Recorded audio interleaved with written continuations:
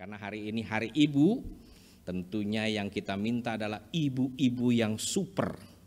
Bukannya super karena superwoman ya, tapi saya yakin ibu-ibu ini terpilih dari pengamatan kami, memiliki satu prestasi, jangkauan aktivitas kegiatan yang sudah tertata dengan baik.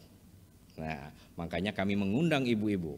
Senyumnya sudah sumringah sekali, luar biasa. Terima kasih. Mari Bapak Ibu kita berikan aplaus yang meriah. Nah, kita memulai nih Bapak Ibu ya.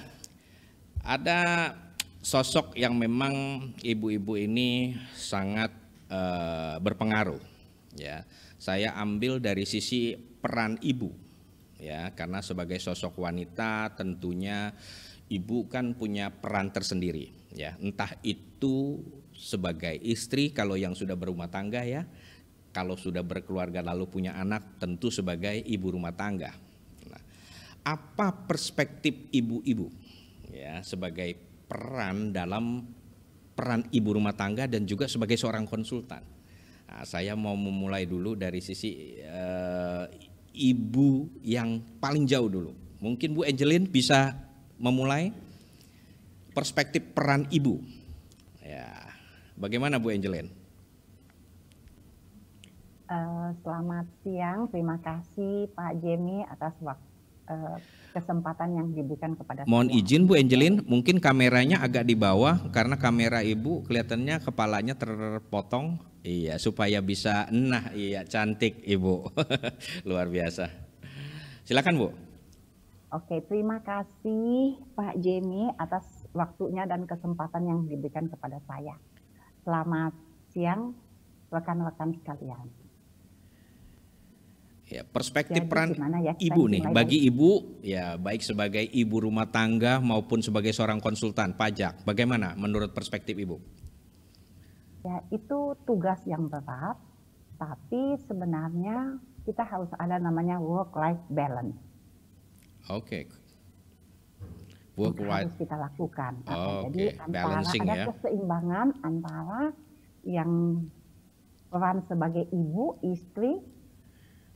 Sekarang saya oma. Oh ya, ini ternyata memang Ibu Angeline ini sudah punya 5 cucu ini, makanya nggak main-main ini sudah 5 cucu ya. Selamat Bu. Ternyata sudah super aktif, ternyata Ibu pun mau untuk bisa menjalankan kegiatan profesi dengan baik. Lanjut Bu. Ya, dan juga komitmen yang harus kita lakukan untuk profesi kita. Karena untuk jadi konsultan pajak itu banyak sekali komitmen yang harus kita lakukan. Oke. Harus balance antara keluarga komitmen dengan client komitmen. Itu dasarnya. Nanti banyak detail-detailnya kalau nanti diperlukan. Ya, balancing ya Bu ya. Oke, sekarang saya minta Bu Lisa, bagaimana menurut perspektif Ibu? Dari peran sebagai ibu rumah tangga dan juga sebagai seorang konsultan pajak, Bu Lisa. Siang rekan-rekan semua, baik yang hadir secara luring maupun daring. Menurut hemat saya, sama halnya seperti tadi disampaikan oleh Bu Angeline, memang posisi kita sebagai perempuan dalam hal ini dalam konteks satu sisi sebagai ibu rumah tangga dan satu sisi sebagai wanita saya lebih kurang wanita yang bekerja dalam hal ini memiliki peran yang strategis dan mulia. Memang peran keseimbangan di antara keduanya itu sangat dituntut oleh kita dalam menjalankan peran tersebut. Nah, tentunya kita bisa menjalankan peran tersebut, tentunya juga ada komitmen dengan pasangan. Dalam hal ini dengan suami, tahap awalnya baru nanti ke depannya dengan anak-anak. Ya, supaya kita dalam menjalankan profesi tersebut, ya kita dapat menjalankannya dengan rileks, ikhlas karena terasa tidak ada beban. Jika memang hal tersebut keseimbangan, dukungan dari pasangan dan keluarga. Itu hemat saya Pak Jimmy. Terima kasih. Oke, terima kasih. Kita berlanjut ke Ibu Zeti. Bagaimana Bu Zeti menurut perspektif peran Ibu bagi Ibu Zeti ya dan juga sebagai seorang konsultan pajak. Bagaimana Bu Zeti? Terima kasih Pak Jimmy, senang sekali disandingkan dengan ibu-ibu yang luar biasa gitu. Kalau saya biasa di luar gitu ya. Kemudian yang super-super gitu, tapi saya supernya super jumbo ini ya. Kalau kita sebagai prospektif, sebagai istri, kemudian yang bekerja, memang kita harus satu sama ya, harus berimbang ya, satu harus berimbang. Kemudian yang pertama kali juga harus disertai komitmen dulu dengan pasangan ya, dengan kalau anak mungkin masih kecil ya, yang terutama dengan pasangan. Karena kalau misalnya sampai pasangan itu tidak merelakan kita untuk bekerja dengan mungkin dengan segala kesibukannya, nah ini biasanya akan menjadi masalah. Jadi intinya sebenarnya apakah kita itu sudah menjadi istri yang ideal atau enggak itu tergantung dari penerimaan pasangan sih. Jadi kalau namanya pasangan itu sudah menerima dengan segala kekurangan, dengan segala komitmennya, pasangan sudah siap misalnya, oh saya punya istri saya bekerja gitu.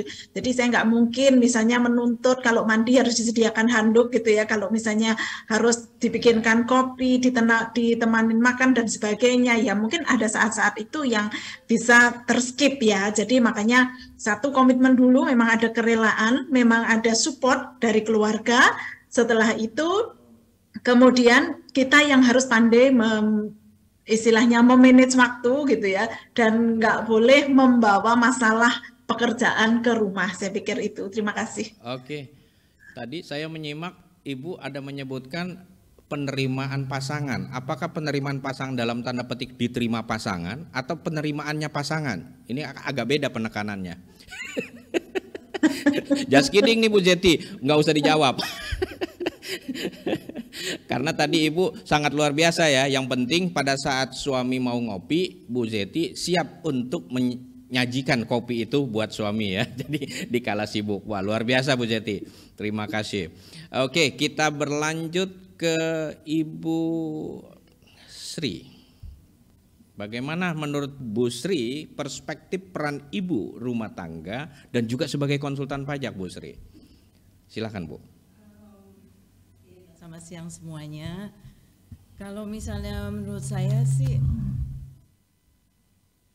bahwa udah hampir sama ya, udah disebutin semuanya bahwa itu yang tadi keseimbangan. Kemudian saya ngelihat sih suatu yang mengembirakan mungkin ya, bahwa tadi dari awal Pak Jimmy juga udah bilang konsultan wanita sekarang sudah 37%. Jadi kalau misalnya flashback zaman saya dulu, kalau wanita berkarir ya, nah kebetulan ini konsultan pajak, apalagi sudah berkeluarga, punya anak, itu pada awalnya perjuangannya berat sekali. Karena kan dituntut kerja sampai malam, overtime, sedangkan kita punya baby di rumah. Nah itu. Ya. Nah itu adalah sempat ya berapa tahun bagi saya adalah perjuangan yang berat bagaimana saya bisa membuktikan, mohon maaf Pak Jimmy, bersaing dengan kaum Adam. Sebenarnya tidak bersaing, karena kondisi. Karena kondisi, nah Ya. mau tidak mau, nah kita di Berkompetisi. timur masih bahwa wanita dulu dianggap kalau udah berkeluarga tuh dianggap udah nggak bisa kerja keras, nggak bisa overtime. Nah itu adalah pengalaman saya yang paling berat dalam pengertian saya mengambil sikap bahwa walaupun saya tidak di kantor full time, maksudnya bukannya full time, maksudnya tidak sampai overtime, tapi saya membuktikannya dari result achievement. Nah di situ adalah perjuangan seorang ibu mungkin ya, walaupun udah pulang ke rumah, tapi namanya tugas tetap ya maksudnya kita pinter-pinter bagi waktu. Yeah. Dan juga mungkin kebetulan seperti tadi disebutkan peran support di dalam keluarga, tidak hanya suami mungkin ya, semua support system untuk mensupport aktivitas kita untuk dapat berkarya, itu juga suatu hal yang perlu kita perhatikan. Oke, terima kasih Bu Sri, luar biasa ya. Oke, kita lanjut ke Bu Lilisen Chen. Apa perspektif Bu Lilisen ya terkait peran ibu sebagai ibu rumah tangga dan seorang konsultan pajak, Bu Lili? Silakan Bu Lili. Ya, tadi ini saya mau ralat sedikit tadi waktu menjelaskan tentang saya. Oh, Nah, saya bukan auditor, oh, bukan auditor. tapi saya hanya pernah kerja di kantor akuntan, Bapak. Oke, terima kasih Bu Lilisen. Jadi hanya sebagai staff ataupun Iya, manajemen auditor. Saya Oke, terima kasih pernah Bu menjadi Lili. pimpinan Ya, cabang aja gitu. terima kasih. Suara Bu Lili mohon izin agak sedikit garing ya. Jadi agak sedikit begitu nyampe pecah-pecah, boleh disetel sedikit karena suara Bu Lili agak garing gitu. Garing, kalau garing nyampenya jadi pecah-pecah. Nanti kita nggak denger apa maksudnya, nggak enak nyaman dengernya. Lanjut Bu Lili. Kayaknya tadi semuanya udah disebutkan sama ibu-ibu yang super-super nih. Saya yang paling senior kayaknya yang masuk dari KPI. Di kelas ini nggak boleh jawabnya sama Bu, kita bukan ujian. Hari ini kita khusus memuji ibu-ibu nih. Jadi Bu Lili harus legowo, apa sih halus luas. Ya, Iya. kalau misalnya sebagai ibu, juga sebagai konsultan pajak, ya berkarir. Nah, saya berkarir karena tuntutan ekonomi. Nah, sehingga saya harus suami istri harus bekerja. Oke. Nah, pada saat kita sebagai ibu, nah saya itu tuh dulu pada saat pertama kali punya baby, di sana saya kewalahan sehingga saya terpaksa harus membawa baby ke kantor beberapa bulan sampai akhirnya saya menemukan babysitter. Nah, setelah itu anak mulai dewasa, anak mulai besar. Nah, di sana kita harus lebih banyak lagi untuk berbagi waktu di mana anak masa sekolah itu, ya. Nah, di sana saya terpaksa harus mendahulukan keluarga, ya, daripada klien-klien yang baru saya terima gitu. Nah, di sana saya prinsipnya saya lebih mau mengajar anak pada masa SD. Jadi di sana saya mengajar sendiri dan kemudian saya juga secara otomatis saya mengajar mereka persiapan untuk belajar sendiri untuk jenjang berikutnya SMP dan SMA dan selanjutnya. Nah, jadi sejak mereka SMP, SMA itu saya sudah tidak lagi melihat kapan ujian apa, karena saya sudah mulai mengajar mereka pada saat. Oke. Terima kasih Bu Lilisen, ceritanya jadi agak panjang juga, nggak apa-apa. Padahal ini saya mau di sesi berikutnya nih, karena di sesi berikutnya ini saya mau nanyakan nih, dengan jawaban ibu-ibu ternyata tadi sudah komprehensif juga ya, hambatan pun sudah dijelaskan. Nah oke, saya mau tahu nih dari ibu-ibu, kira-kira solusi apa yang terbaik yang ibu siapkan untuk keluarga dan juga untuk pekerjaan ibu? Nah, jadi solusi apa? Oke, saya akan minta mungkin mulai dari Ibu Lilisen dulu dah, karena tadi terakhir juga sudah cukup sangat panjang ceritanya. Silakan Bu. Solusinya apa yang Ibu sudah siapkan? Solusi yang mana Pak? Maaf tadi suara Bapak. Solusi dari hambatan-hambatan yang tadi Bu Lilisen ceritakan. Jadi, ya. Nah, dalam kita berkarir, saya mungkin memberikan solusi. Kita mau nak mau tetap harus memilih apakah karir atau keluarga. Nah, kita tidak bisa dua-duanya maju. Yes. Karena itu hal yang berat. Nah, jadi kita harus sedikit mungkin pada masa anak-anak kecil, kita mungkin harus mendahulukan keluarga. Nah, setelah anak-anak besar, mungkin karir kita bisa kita kembangkan lebih maksimal. Demikian. Terima kasih. Nah, oke, sekarang saya berlanjut ke Ibu Angeline. Bu Angeline, bagaimana tuh solusinya ketika menemukan hambatan-hambatan ya yang terkait dengan proses kegiatan rumah tangga dan juga pekerjaan? Bagaimana Bu Angeline? Jadi pasti kita ada hambatan, terutama untuk rumah tangga. Kita harus dapat komitmen dan support penuh dari suami dulu, bahwa dia mengerti nih kita harus kerja juga. Apakah itu karena latar belakang finance atau memang kepengen bekerja, itu agak berbeda ya. Yang kedua, kita juga mujur karena kita di Indonesia kita bisa punya extended family. Jadi kita punya mertua, punya ipar, punya pembantu. Bagaimana kita treat mereka supaya mereka sayang anak-anak kita itu dan memperlakukan anak-anak kita itu dengan seperti anaknya sendiri. Jadi itulah yang mungkin yang saya bisa berbagi supaya kita punya waktu yang cukup juga untuk di kantor, karena di kantor juga itu client commitment-nya tuh tinggi, karena klien nggak bakal ke kita kalau kita nggak ada client commitment. Jadi ini pilihan.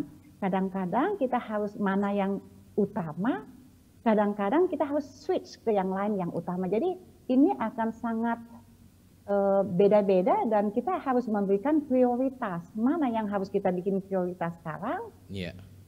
Jadi nggak sama terus. Jadi mungkin minggu ini ada prioritas ini, minggu depan ada prioritas yang lain. Jadi kita harus komitmen dan memberikan prioritas mana yang terpenting gitu loh.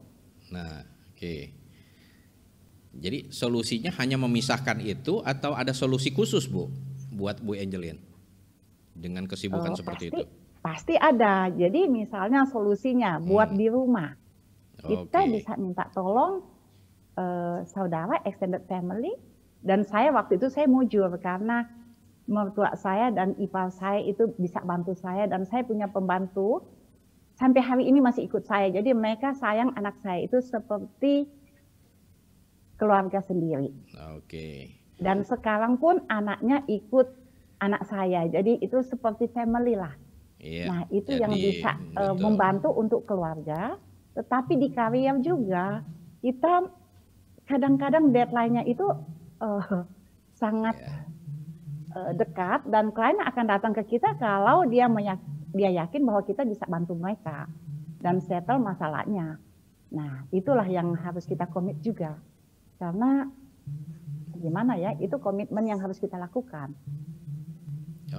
Kita akan disupport dengan staff kita yang kita juga merasakan mereka itu satu teamwork. Jadi tidak menyalahkan atau gimana, kita show them the way, kita kerja sama-sama dan menang kalah itu kita satu tim, tidak masing-masing. Jadi clue-nya baik di rumah tangga maupun di kantor harus membentuk teamwork yang kuat ya. Jadi benar-benar luar biasa. Kita minta coba Bu Lisa bagaimana terhadap hambatan-hambatan. Jadi Bu Lisa sudah nyiapin solusi apa sih yang buat menjawab seluruh hambatan tersebut, entah itu pekerjaan rumah atau pekerjaan kantor, bisnis, supaya kita tahu nih, supaya pengalaman Ibu apa yang coba Ibu sudah rasakan, apa yang Ibu coba siapkan. Silakan Bu. Terima kasih Pak Jimmy. Ya memang di awal hambatan itu, kalau untuk pada diri saya itu terjadi di awal-awal saya mulai bekerja. Ya persisnya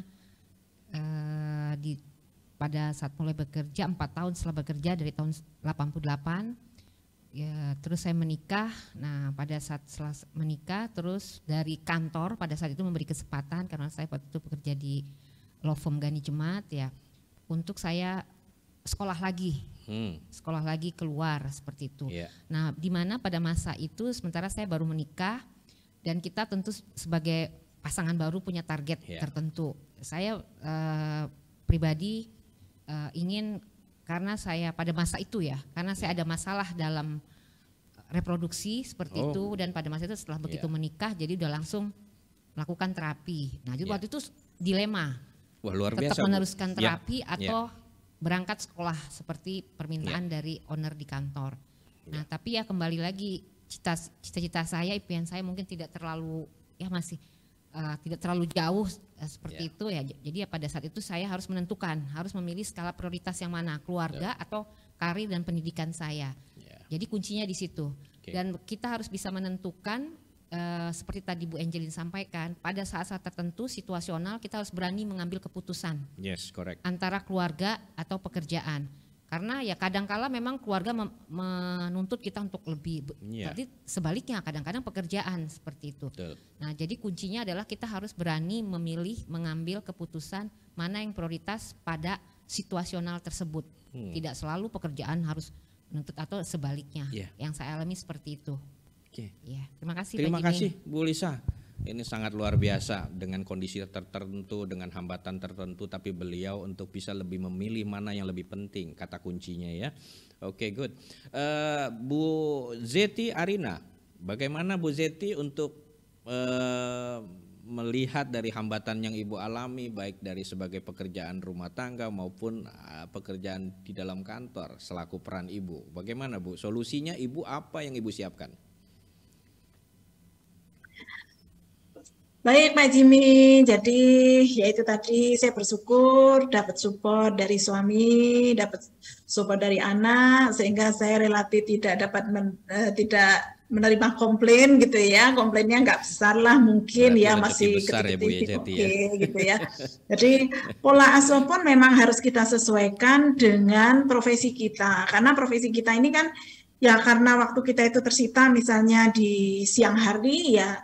Anak saya sekolahkan di full day school. Jadi saya pagi-pagi berangkat, anak saya juga berangkat, saya pulang, anak saya baru pulang gitu kan. Jadi akhirnya kita ketemu. Bahkan dulu saya belum bangun itu anak saya sudah bangun, sudah mandi karena pagi-pagi sudah dijemput. Saya pun juga ikutkan jemputan. Kenapa harus ikut jemputan? Karena supaya saya nggak ribet gitu. Wah nanti lagi meeting, kemudian buru-buru harus selesai karena saya harus jemput anak saya gitu ya. Jadi saya mending saya ikutkan antar jemput. Jadi kita memang apa yang kita pilih itu memang harus disesuaikan dengan situasi dan kondisi kita gitu ya.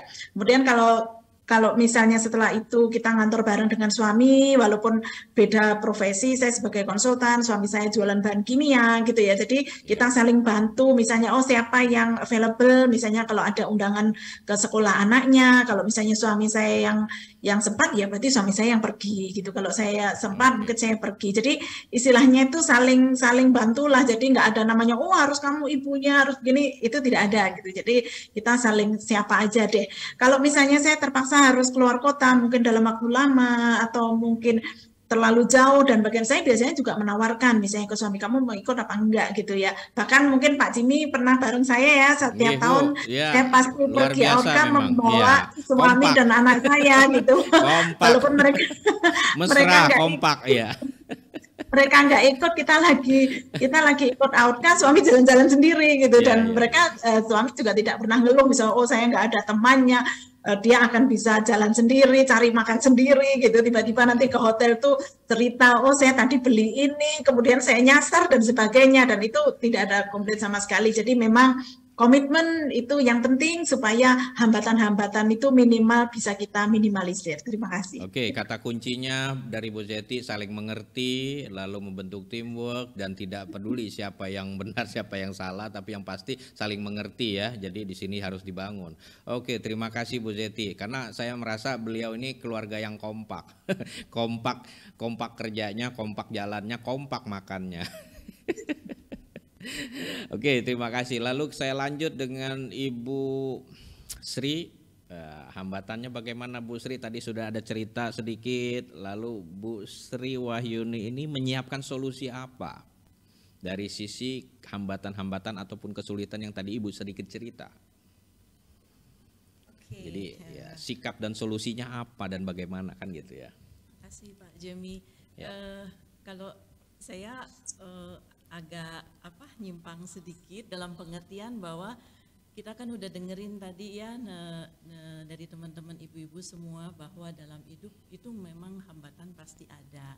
Jadi sebagai seorang wanita apalagi pada saat saya misal flashback dulu masih muda ya, pasti ada di persimpangan itu aduh aku mendingan berhenti karena merasa bersalah dengan anak-anak yang gak ada waktu cukup untuk anak-anak. Perasaan bersalah itu selalu ada. Nah di sini setelah saya mengalami itu semua bahwa kalau di flashback bahwa dalam hidup semua pasti ada hambatan. Yeah. Jadi tergantung bagaimana kita menyikapi.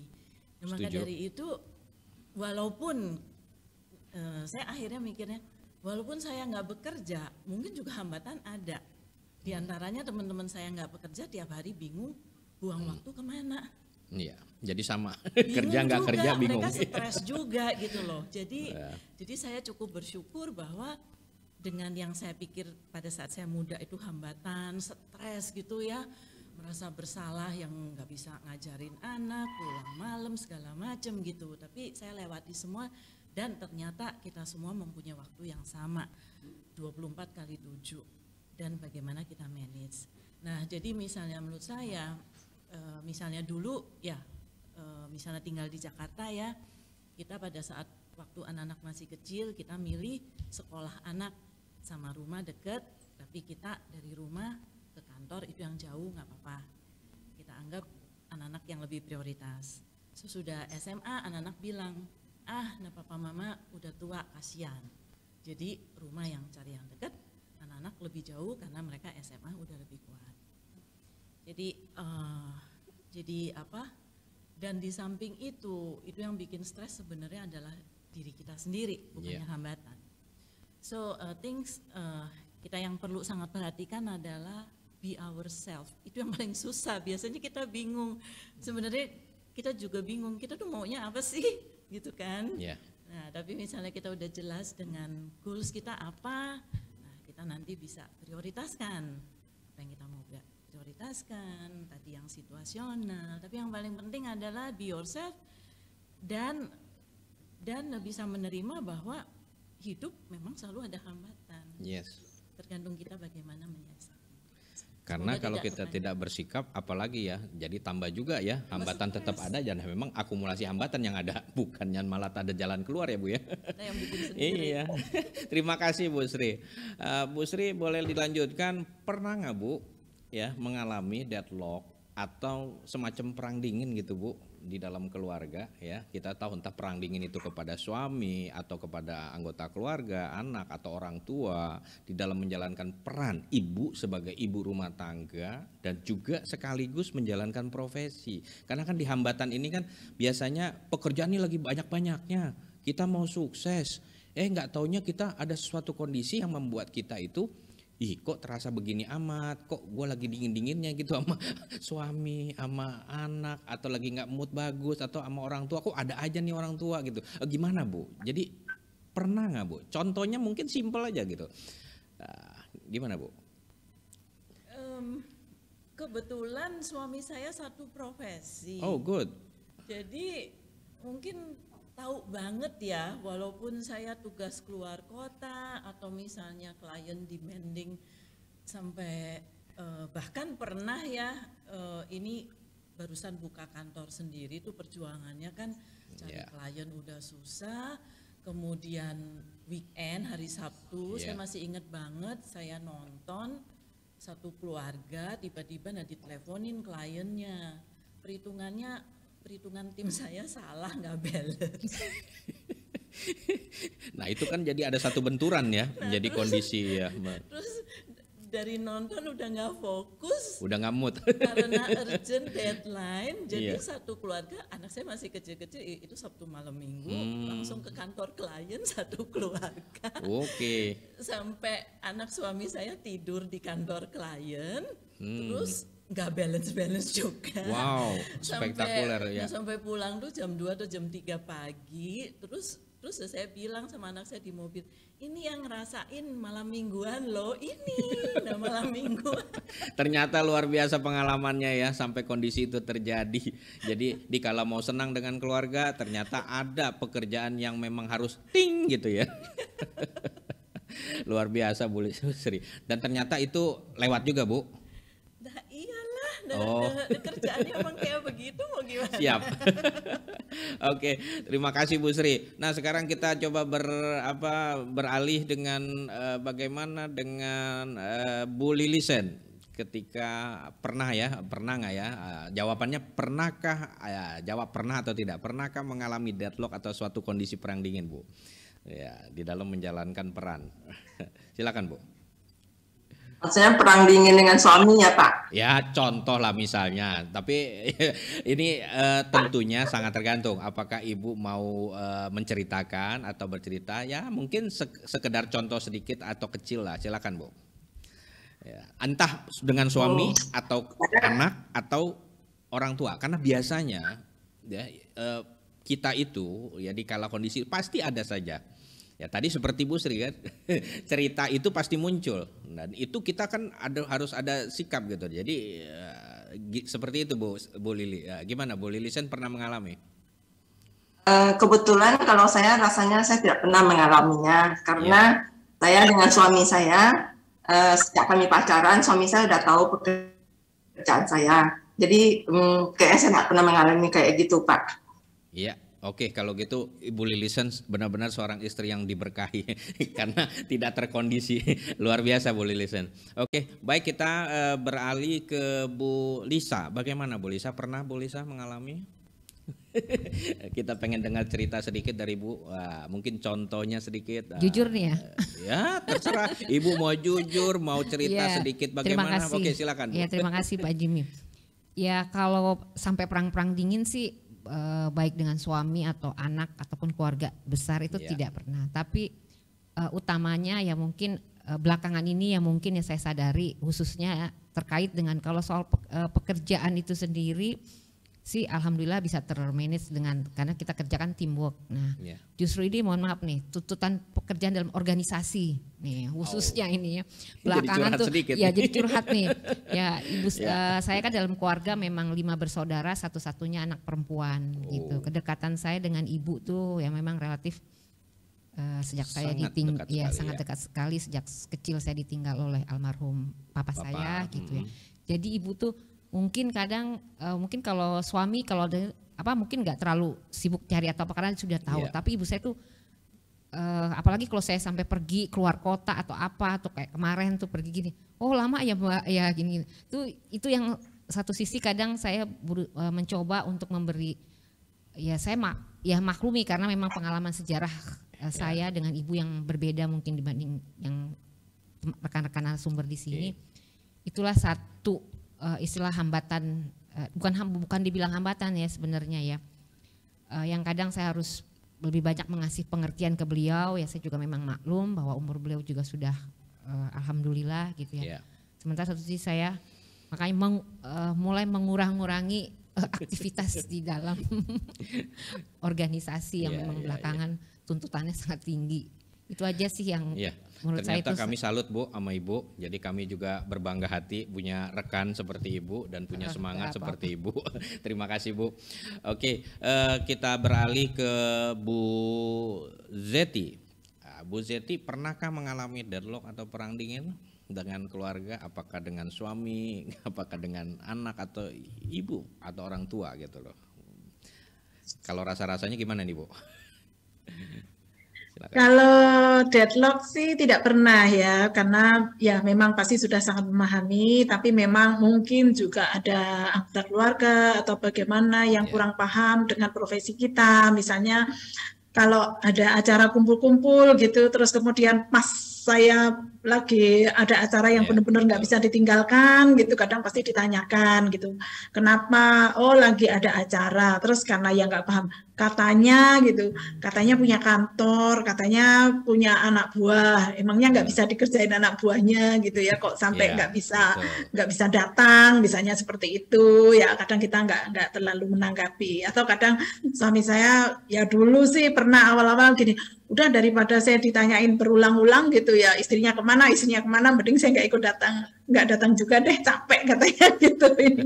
Karena biasanya memang yang nggak paham itu bukan dari internal keluarga kita gitu, tapi justru biasanya di orang di luar rumah lah istilahnya, jadi keluarga yang di luar rumah biasanya seperti itu. Saudara tapi yang jelas kalau di saat urgent kayak kemarin pada saat ibu saya sakit ya, saya memang tidak mengambil pekerjaan atau saya harus keluar kota yang sekiranya penerbangan itu menjadi jarang. Kayak misalnya ke Bandung itu juga saya hindari, karena kalau seandainya ada sesuatu saya tidak akan serta-merta dengan cepat bisa pulang gitu ya. Karena penerbangan Surabaya-Bandung ini terus terang cuma satu gitu ya. Saya hanya bisa mungkin yang paling available tuh mungkin naik kereta. Nah itu biasanya saya nggak pergi. Tapi kalau ke Jakarta, ke Bali itu penerbangan masih banyak. Nah itu masih oke lah, masih saya lakukan, sehingga kalau saya diperlukan sewaktu-waktu saya dengan cepat itu bisa pulang. Sehingga ada acara ke Aceh, ada acara ke Belitung, saya tidak pergi. Itu aja, terima kasih. Oke, terima kasih Bu Zeti. Ternyata Ibu Zeti sering ada kondisi yang seperti deadlock itu dari orang luar ya. Ya memang kadang-kadang itu bisa pengaruh. Tapi ya sudah, bagusnya Bu Zeti forget it lah ya. Nah mungkin bagaimana dengan Bu Angeline? Jadi pernahkah Ibu mengalami kondisi deadlock atau perang dingin selama menjalankan profesi dan juga menjalankan kegiatan rumah tangga? Perang dingin itu apa ya definisi Ya sampai deadlock mungkin sih perang kali. dingin ya oleh karena kondisi kok begitu amat sih lu kerja, terus akhirnya dicuekin di rumah gitu loh. Terus ada yang komplain nih, mungkin anak komplain, ih mami kok begitu gitu loh. Itu Atau sih ada lah pasti. seperti Kok mama gimana nggak gimana? pulang-pulang gitu loh. Pernah Kok ya? mama nggak pulang-pulang Nah, gitu iya. sampai lupa sama mamanya karena Iya. perginya seminggu gitu loh. Nah, Jadi pernah bisa seminggu aja nggak pulang-pulang, Bu? Pernah dong. Oh, pernah. Kan kalau dulu Iya. saya masih jadi audit, masih sangat junior Iya. kan, kalau pergi ke klien itu kan, klien kita itu kan ada di Kalimantan, ada di Sulawesi, Iya. jadi itu kan jauh-jauh. Itu bisa lupa anaknya sama kita kalau anak kita masih kecil. Oke. Ya, Wah, berarti itu luar jadi biasa, ya. itu tapi kita bisa lihat apa yang terjadi, tapi jangan kita lakukan sampai ada deadlock karena kita harus bikin bagaimana supaya itu saling apa ya, yang tadi kan kita sudah bicara komitmen dengan suami. Paling utama kita harus komitmen dengan suami bahwa dia tuh setuju bahwa kita akan bekerja. Enggak, Iya, betul. kalau ada apa-apa kita harus solve sama-sama. Dan mungkin yang saya rasakan juga kita penting kita spend a quality time dengan keluarga, dengan suami dan anak. Misalnya kita harus cuti bersama, jadi kita makin terbuka dengan mereka. Dan mereka tahu bahwa bukan cuma suami, anak-anak juga tahu bahwa kita kerja dan kita punya komitmen. Yang paling penting kita jangan sampai deadlock. Sepanjang Iya. kita punya positive thinking, kita mau berubah kepada yang baik, mestinya semua bisa dijalankan. Itu sih. Jadi kita jangan egois, kita Iya. jangan mau sendiri. Kalau kita salah kita berubah, kita kasih pengertian gitu loh. Jadi Iya. supaya kita bisa jalan lagi. Karena kebetulan suami saya juga profesional. Jadi gimana ya, dia juga komit gitu loh. Ya. Jadi itu sih yang Oke. saya alami sendiri. Iya. Terima kasih. Terima kasih Bu atas cerita Ibu ya, dari contoh yang Ibu sampaikan.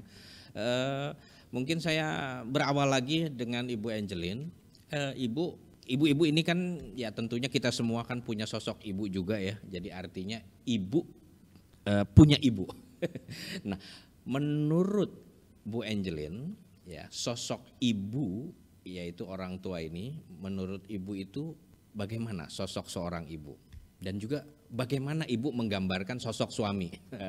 Saya pengen penjelasan Bu Angeline karena ibu sebagai wanita karir tentunya punya perspektif khusus. Jadi sosok ibu, jadi sosok orang tua ya, sosok ibu sebagai orang tua dari sisi ibu dan juga sosok suami. Ya, menurut ibu seperti apa?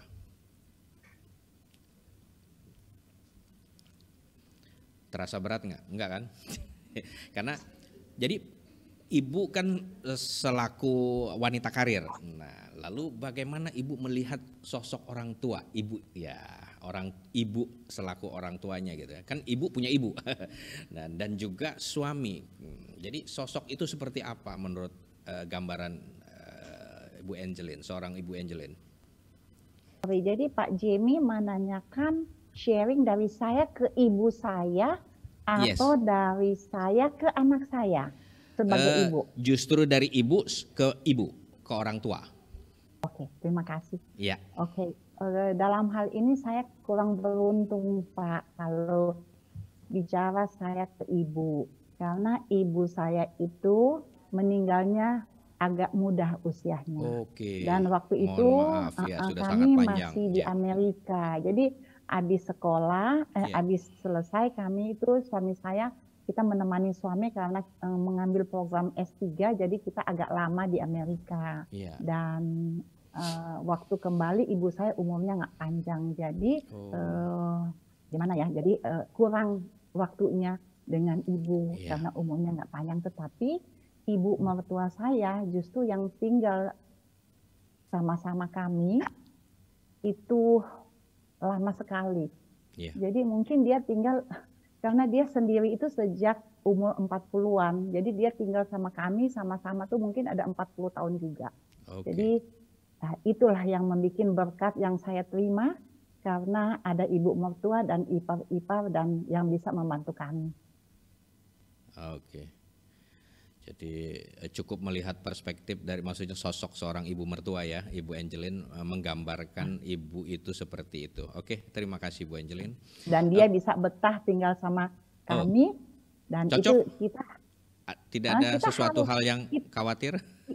Kita yang harus mengalah. Oke, karena good. apalagi Good point. ibu-ibu Yes. zaman dulu kan dia nggak ngerti bahwa kita harus kerja atau kita mau kerja. Yes. Dia pikir oh kok jalan-jalan Karena terus terkadang nih, pulangnya terkadang malam. begini ya Bu ya, kita lihat ya, sosok buat teman-teman yang berkarir lalu mengalami kesuksesan atau kelancaran, tiba-tiba dia punya karakter ataupun pergeseran etika. Jadi kadang-kadang juga berperilaku yang mohon maaf di luar kendalinya sehingga tidak menghormati sosok orang tua. Kan gitu juga suka terlalu banyak kita hadapi di lapangan. Nah ini kan mungkin kita mau tahu seperti apa gambaran dari seorang konsultan pajak ya, khususnya wanita ya. Jadi kita pengen melihat apa yang di dalam pemikiran pribadi ya seperti yang kita ingin coba ceritakan di sini. Oke, terima kasih Bu Angeline. Oke, kita beralih ke. Jadi sorry Pak, jadi kita harus ngalah-ngalah untuk menang Pak. Oh iya betul. Jadi di sini bukan mau menang kalah ya Bu ya, tapi justru harus memaklumi ya, harus memahami. Ngalah-ngalah aja Pak supaya dia Iya, happy dan iya, supaya iya. umur panjang. Tapi bukan berarti kalah dalam arti kata permainan ya Bu ya. Kalau permainan kita nggak bisa ngalah, harus bermain. Oke, terima kasih Bu Angeline. Oke, luar biasa. Kita beralih ke Ibu Sri. Oke, Bu Sri bagaimana melihat sosok ibunda?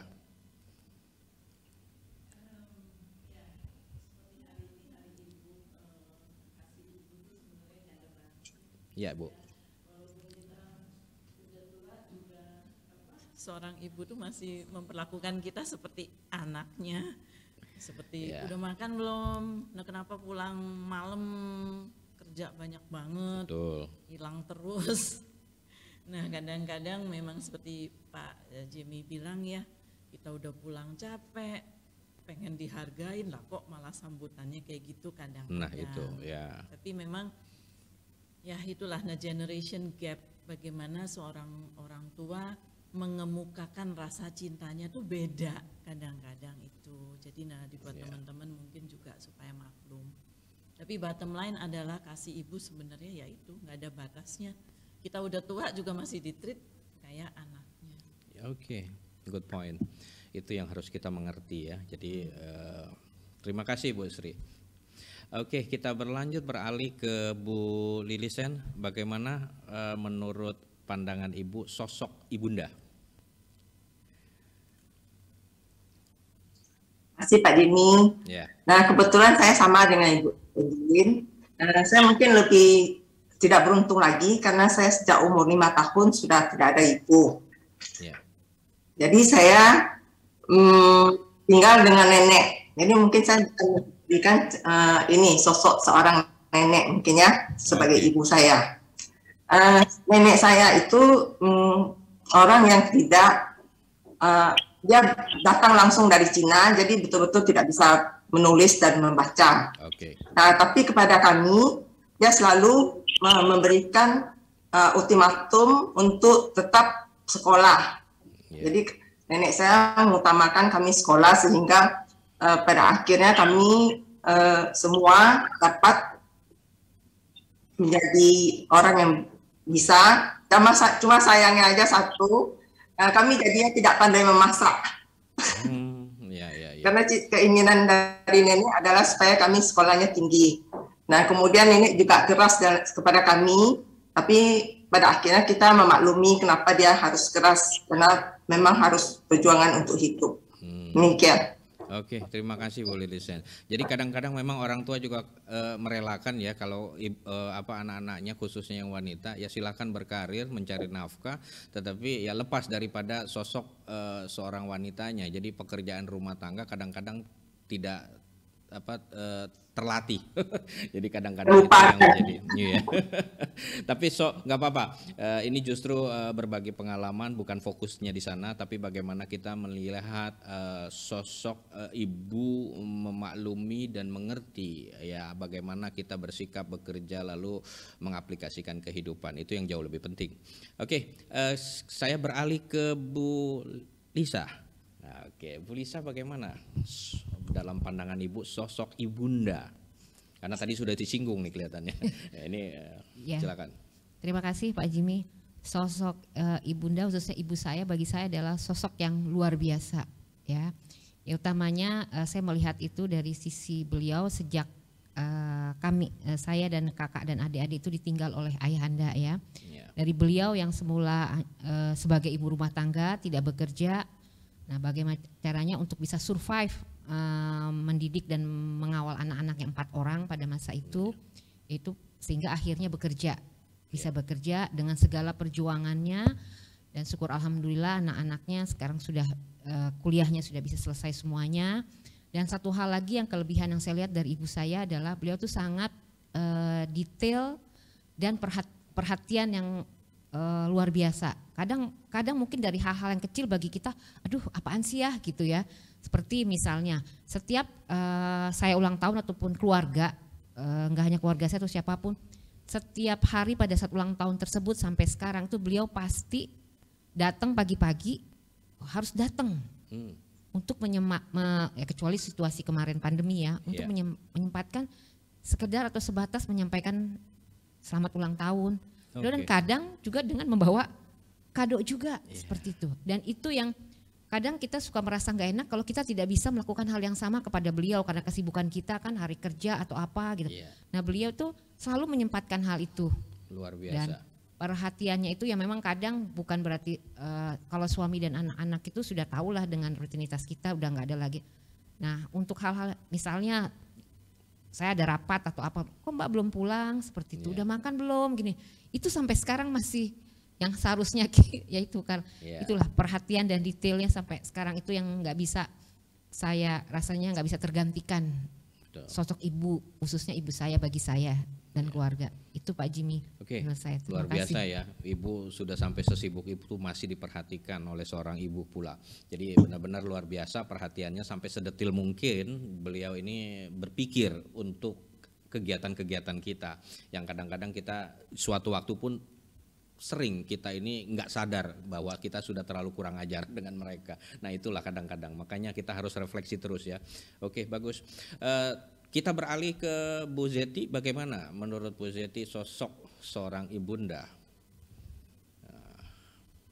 Ya kalau saya berterima kasih juga, bersyukur juga gitu ya. Ibu saya orang yang sederhana gitu ya, orang kampung gitu ya. Bapak saya kebetulan jadi guru gitu dan tinggal di kampung, dan karena mereka merasa keterbatasan pengetahuan dan sebagainya, jadi nggak pernah terlalu ikut campur terhadap keputusan apa yang saya ambil. Jadi istilahnya nggak pernah mendikte kamu nanti harus ngambil kuliah apa, harus belajar apa, ya sudah pokoknya apapun disupport gitu ya. Apapun disupport, pokoknya yang menurut kamu yang terbaik, Bapak dan Ibu hanya mendoakan semoga sukses gitu. Kemudian memberikan wejangan, pokoknya senyampang kamu itu masih dalam jalur, insya Allah semuanya selamat, semuanya akan berjalan baik gitu ya. Jadi saya pun juga merasa saya modalnya pas-pasan, istilahnya wajah pas-pasan gitu ya. Kemudian penghasilannya nggak pas-pasan nih buat anaknya orang kaya gitu ya, bukan anaknya orang kaya, bukan pokoknya nggak ada modal sama sekali deh. Nah, justru karena dari keterbatasan saya itu, saya dari kampung gitu ya, berarti saya memang harus lebih effortnya harus lebih daripada teman-teman sebaya saya gitu kan, termasuk teman-teman di SMA mungkin yang waktu itu mungkin ya banyak yang di kota gitu, itu pun saya sudah mulai minder gitu kan, sangat tidak diperhitungkan. Dari situ justru saya berusaha untuk bagaimanapun saya ini bukan siapa-siapa, sehingga saya harus sukses, istilahnya, walaupun sukses itu relatif ya, mungkin ukuran sukses itu saya belum ada apa-apa gitu, tapi mungkin kalau saya sudah disyukurin aja gitu kan ininya. Nah, beranjak dari yang tidak dicampurin, terlalu dicampur tangan tadi, itu justru merasa itu sesuatu yang sangat luar biasa gitu ya. Justru itu yang mensupport saya, karena saya nggak mungkin, wah nanti kamu harus begini, kamu harus begini. Jadi nggak ada tuntutan apa-apa gitu. Jadi ngalir aja gitu. Jadi saya jalannya malah enak gitu. Ya walaupun namanya orang tua itu pasti sangat membanggakan anaknya gitu ya. Istilahnya dulu saya bekerja menerima bonus saja gitu ya. Karena saya kebetulan ada tetangga kampung yang sekantor. Itu mereka cerita gitu, kalau menerima bonus, saya nggak cerita gitu kan, karena namanya orang tua mungkin kalau bangga tuh nanti diceritakan. Kalau misalnya menerima bonus gitu, kalau perlu sekampung tuh bisa tahu semua gitu, anak saya menerima bonus sekian dan sebagainya gitu. Sehingga saya nggak pernah menceritakan apa yang saya lakukan, kemudian pekerjaan apa secara detail itu saya tidak pernah melakukan, karena nanti bisa ceritanya jadi beda gitu, dan orang jadi salah paham gitu. Jadi intinya kalau ditanya gimana, cukup enggak, gajinya cukup, gimana penghasilannya cukup enggak, insya Allah cukup. Paling saya cuma ceritanya begitu. Jadi saya nggak pernah cerita, oh nanti saya begini. Jadi bahasanya simpel aja gitu, supaya enggak terlalu banyak pertanyaan gitu ya, juga enggak terlalu banyak salah paham, itu aja. Oke, terima kasih Bu Jeti dari Wong Deso menjadi orang yang pandangan luas dan juga berpikir profesional dalam menyikapi pekerjaannya juga ya, baik secara fungsi beliau sebagai ibu rumah tangga maupun sebagai wanita karir. Tentunya bagi sosok Bu Zeti ini kan beliau sebagai direksi atau pimpinan ya di kantornya.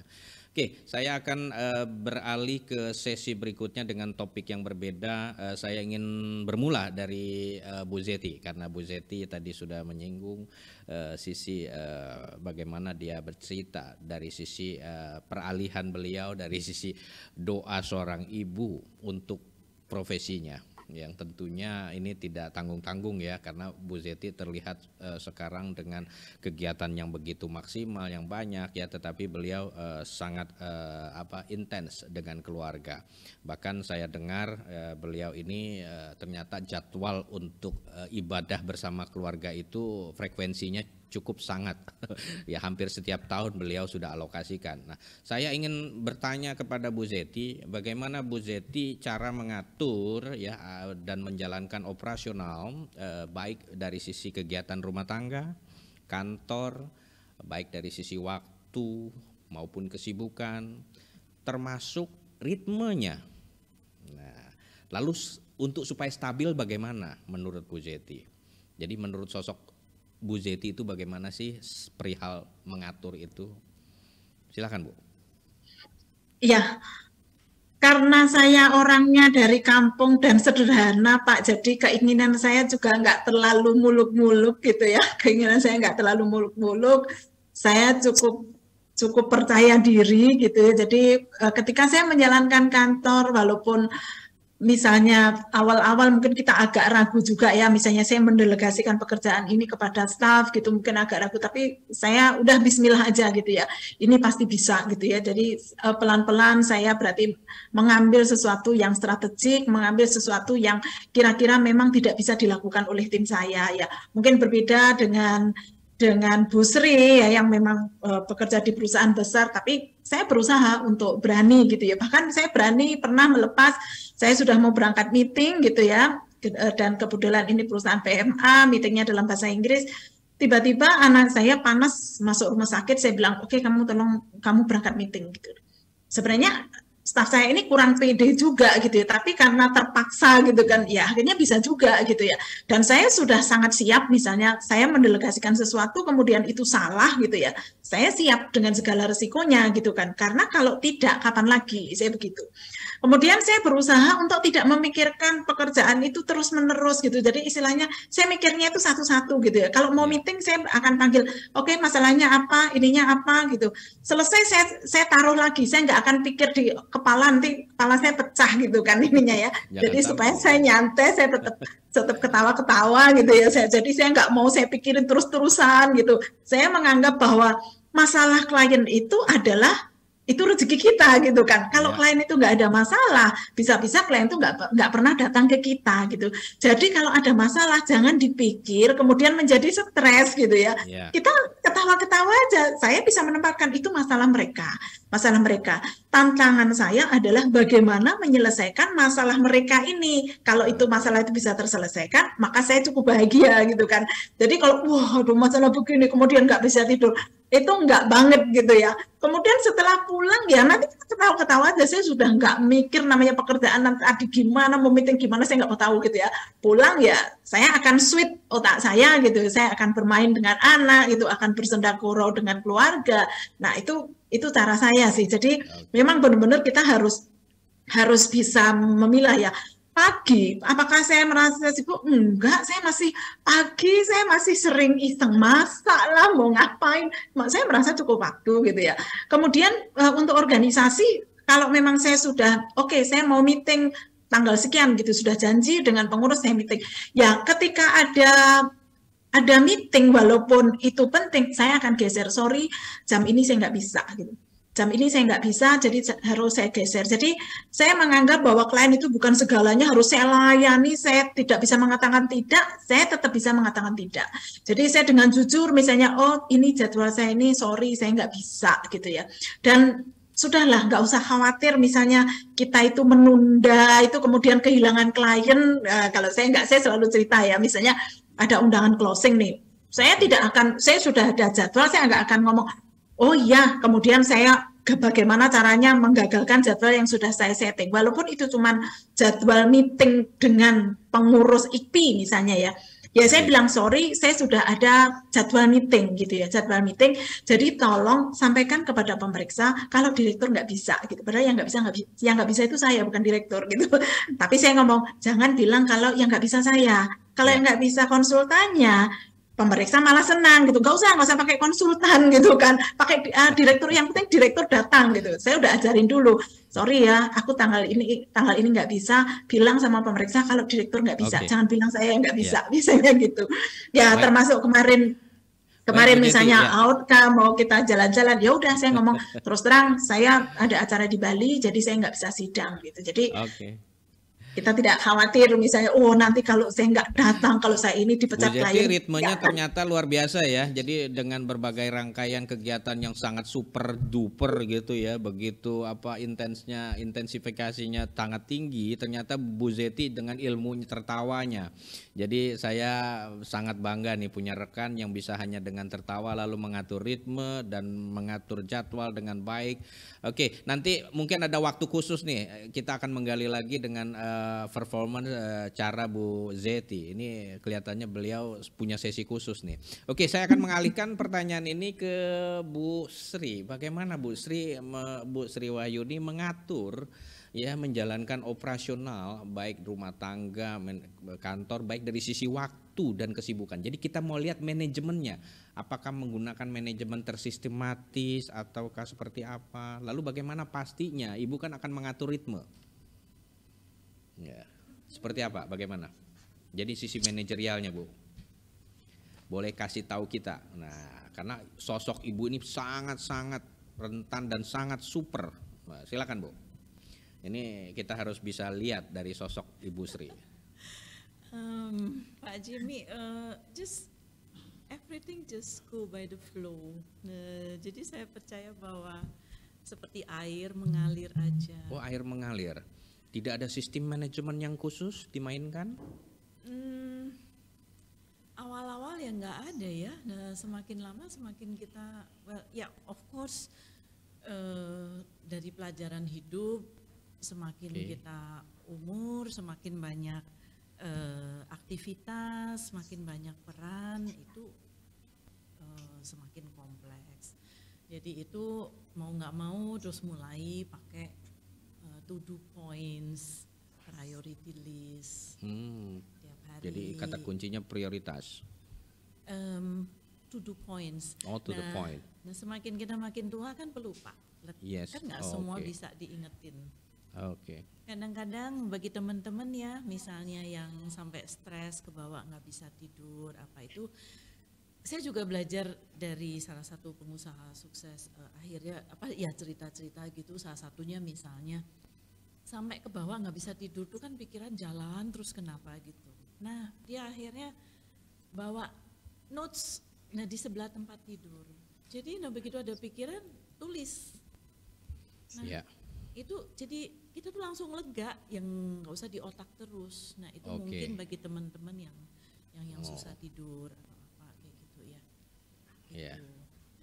Tapi saya percaya semakin kita umur, terutama usia puncak, itu kan semakin kita aktif. Betul. Yang nggak hanya di rumah kan, organisasi dan lain-lain tuh pembagian waktu memang jadi krusial. Jadi itu skill untuk memilih yang mana yang kita harus datang atau enggak. Ya again ya, just go with the flow. Oke, terima kasih Bu Sri. Jadi clue-nya di saat kita ingat, kita harus bisa senantiasa mencatat supaya catatan itu bisa kita apa yang kita pikirkan dialihkan ke catatan supaya catatan itu yang akan membantu kita ya, kata kuncinya ya. Oke, terima kasih Bu Sri. Itulah cara beliau mengatur ritme supaya beliau tidak lupa atau tidak kesulitan di dalam mengoperasikan baik pekerjaan rumah maupun pekerjaan bisnis. Mungkin saya akan alihkan dengan Ibu Lilisen, bagaimana Bu Lili mengatur dan menjalankan operasional bisnis ya, baik kegiatan rumah tangga dan bisnis, lalu ritmenya, karena Bu Lilisen ini kelihatannya kita lihat atau saya pribadi mengamati ya, kalau jangan agak sedikit keki ya Bu ya kalau saya amati karena Bu Lilisen ini kelihatannya traffic sekali, mungkin flightnya belakangan ini sangat tinggi. Gimana Bu mengatur ritme itu? Silakan. Kalau saya orangnya yang teratur dan terencana Pak.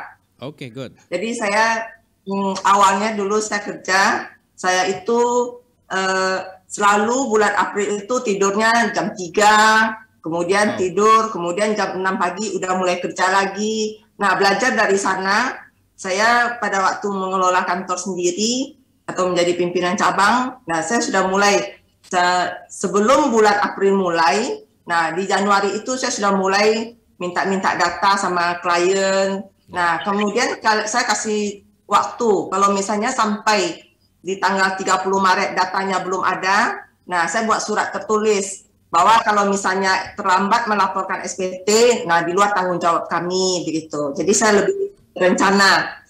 Kemudian kalau untuk keluarga, nah saya selalu pada masa anak-anak kecil, saya selalu pada masa liburan selalu mengatur jauh hari, tanggal segini, liburnya segini, tanggal segini. Jadi selalu saya menanyakan ke sekolah kapan liburnya. Jadi saya bisa selalu menyediakan waktu untuk anak liburan begitu.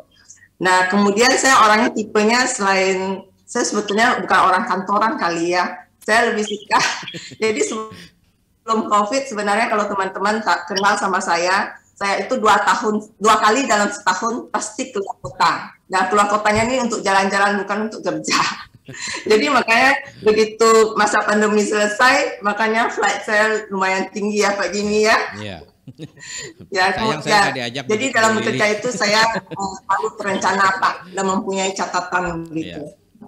Oke. Bagus, jadi pointer yang disimak dari Bu Lili, ternyata Bu Lili ini lebih mendominasi pada penjadwalan ya. Jadi disiplin dengan jadwal, lalu ketika ada deadline atau tidak terukur atau sulit, maka dia lebih baik menulis atau menyampaikan tulisan supaya beliau bisa nyampe pesannya itu kepada pihak klien. Oke, good. Mungkin saya akan beralih ke Bu Lisa. Bagaimana Bu Lisa cara mengatur? Nah, cara mengatur menjalankan operasional kantor Ibu nih, ya, seperti apa? Karena ritme kesibukan, apalagi tadi Ibu cerita itu ada kerjaan organisasi. Jadi bagaimana nih Ibu membagi gitu loh? Coba Bu cerita kepada kita Bu. Ya terima kasih lagi Pak Jimmy. Pada dasarnya sari atau intinya untuk hal ini sudah disampaikan oleh rekan narasumber yang lain, yaitu kunci pertama adalah manage waktu. Ya, membagi waktu dan bagaimana setelah di waktu tersebut kita memanfaatkannya seoptimal dan semaksimal mungkin, seperti itu. Jadi misalnya contoh yang sederhana, kadang untuk di kantor sudah rutin, sementara kan sama kita ketahui bahwa peraturan pajak ini kan sangat dinamis seperti itu ya. Jadi kadang pada saat perjalanan pulang kan selalu di Jakarta kita traffic ya, macet atau apa. Saya selalu menyempatkan membaca itu ya sambil di jalan, di mobil atau kadang juga kerja di mobil seperti itu memakan waktu sehingga harapannya pada saat di rumah pekerjaan-pekerjaan sudah beres kita bisa full fokus dengan keluarga. Walaupun tidak tertutup kemungkinan juga sih karena ada hal-hal yang deadline itu kita tetap harus melanjutkan pekerjaan ya, di rumah seperti itu. Karena saya model yang tidak bisa bekerja larut dalam arti bekerja malam seperti itu. Percaya atau tidak percaya kita berdua pasangan yang sama.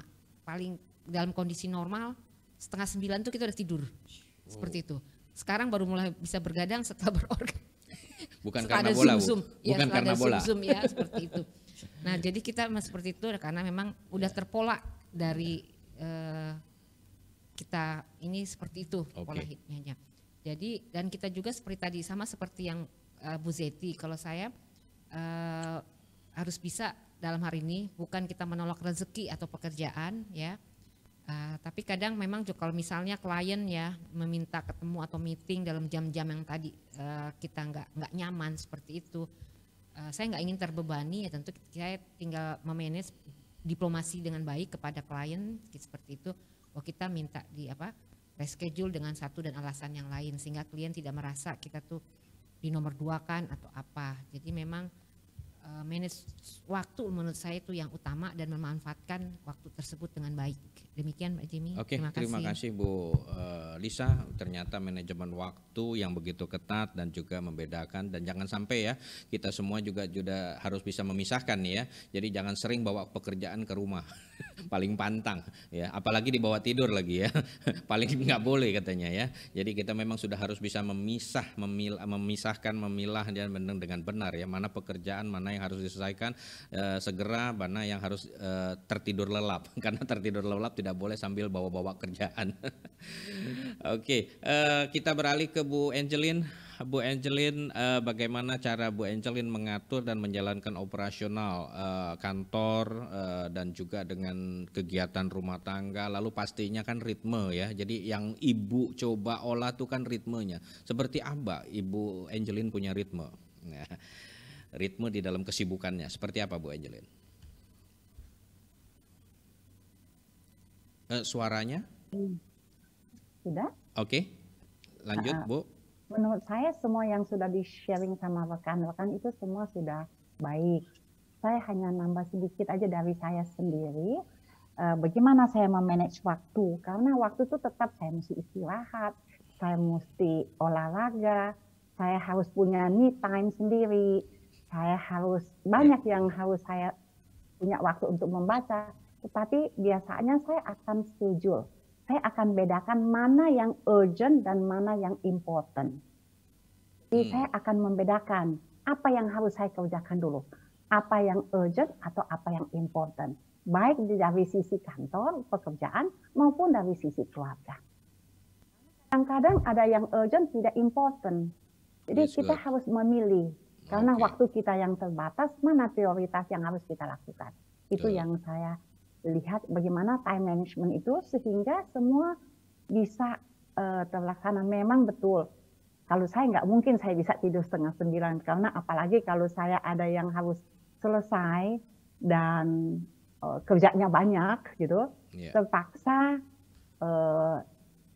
anak-anak sudah tidur, semua saya terpaksa harus bangun untuk baca dulu supaya saya menguasai masalah, apalagi kalau saya harus ke court, saya harus ketemu klien yang, jadi bagaimana supaya kita bisa put important things supaya semua terlaksana, itu aja sih.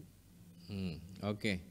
Terima kasih Bu Angeline. Jadi Bu Angeline lebih memfokuskan kepada mana yang urgent dan mana yang important. Jangan digabungkan ya. Jadi di situ kita harus bisa tahu. Jadi mana yang urgent, mana yang important. Jangan urgent belum tentu important ya Bu ya. Jadi ada yang important belum tentu juga urgent ya. Oke, terima kasih Bu Angeline. Bu Angeline berlanjut dengan pertanyaan berikut. Ini kuantifisir ya Bu ya. Jadi jawabnya singkat saja. Ibu dibantu oleh tim ini berapa personil sih? Karena melihat latar belakang atau background Ibu ini kelihatannya besar sekali nih. Boleh Bu sedikit info, Ibu didampingi tim berapa personil Bu? Kita banyak sekali Pak. Ada ratusan atau ribuan atau ratusan ya, ribu? Ratusan Pak. Jadi kita kalau di saya udah pensiun Pak, tapi waktu saya di PwC itu kita free, kita bisa kemana aja. Jadi jadi kita siapa aja, kita biasanya ada partners atau ada second partners. Kalau kliennya besar, kita perlu spesialisasi yang lain. Jadi kita teamwork. Dan kita bisa milih sendiri teamworknya yang mana kita butuhkan. Karena kita punya ratusan partner ya. Partner saja sudah ratusan Bu Angelin ya. Partners enggak Pak, staff dari kita itu dan kita kok selling. Kita ada dari tax, kita ada dari legal, kita ada dari assurance, kita dari advisor. Jadi kita kalau seluruhnya kan kita ada ribuan gitu loh Pak. Jadi kita bisa kerjasama antara satu sama lain. Nah itu yang Ibu tentu dengan tim juga ya, bagaimana mendesain sistem, lalu bagaimana mengelola personil ya. Tentu kan itu yang tidak sedikit itu tentu harus ada pengelolaan khusus ya. Nah bagaimana Ibu melihat kalau ada anggota atau anggota tim atau karyawan ini melakukan tindakan atau cara kerja yang tidak sesuai dengan partner ataupun managing partner atau menurut Ibu Angelin itu seperti apa? Jadi cara menyikapi tindakan karyawan tersebut atau anggota tim tersebut.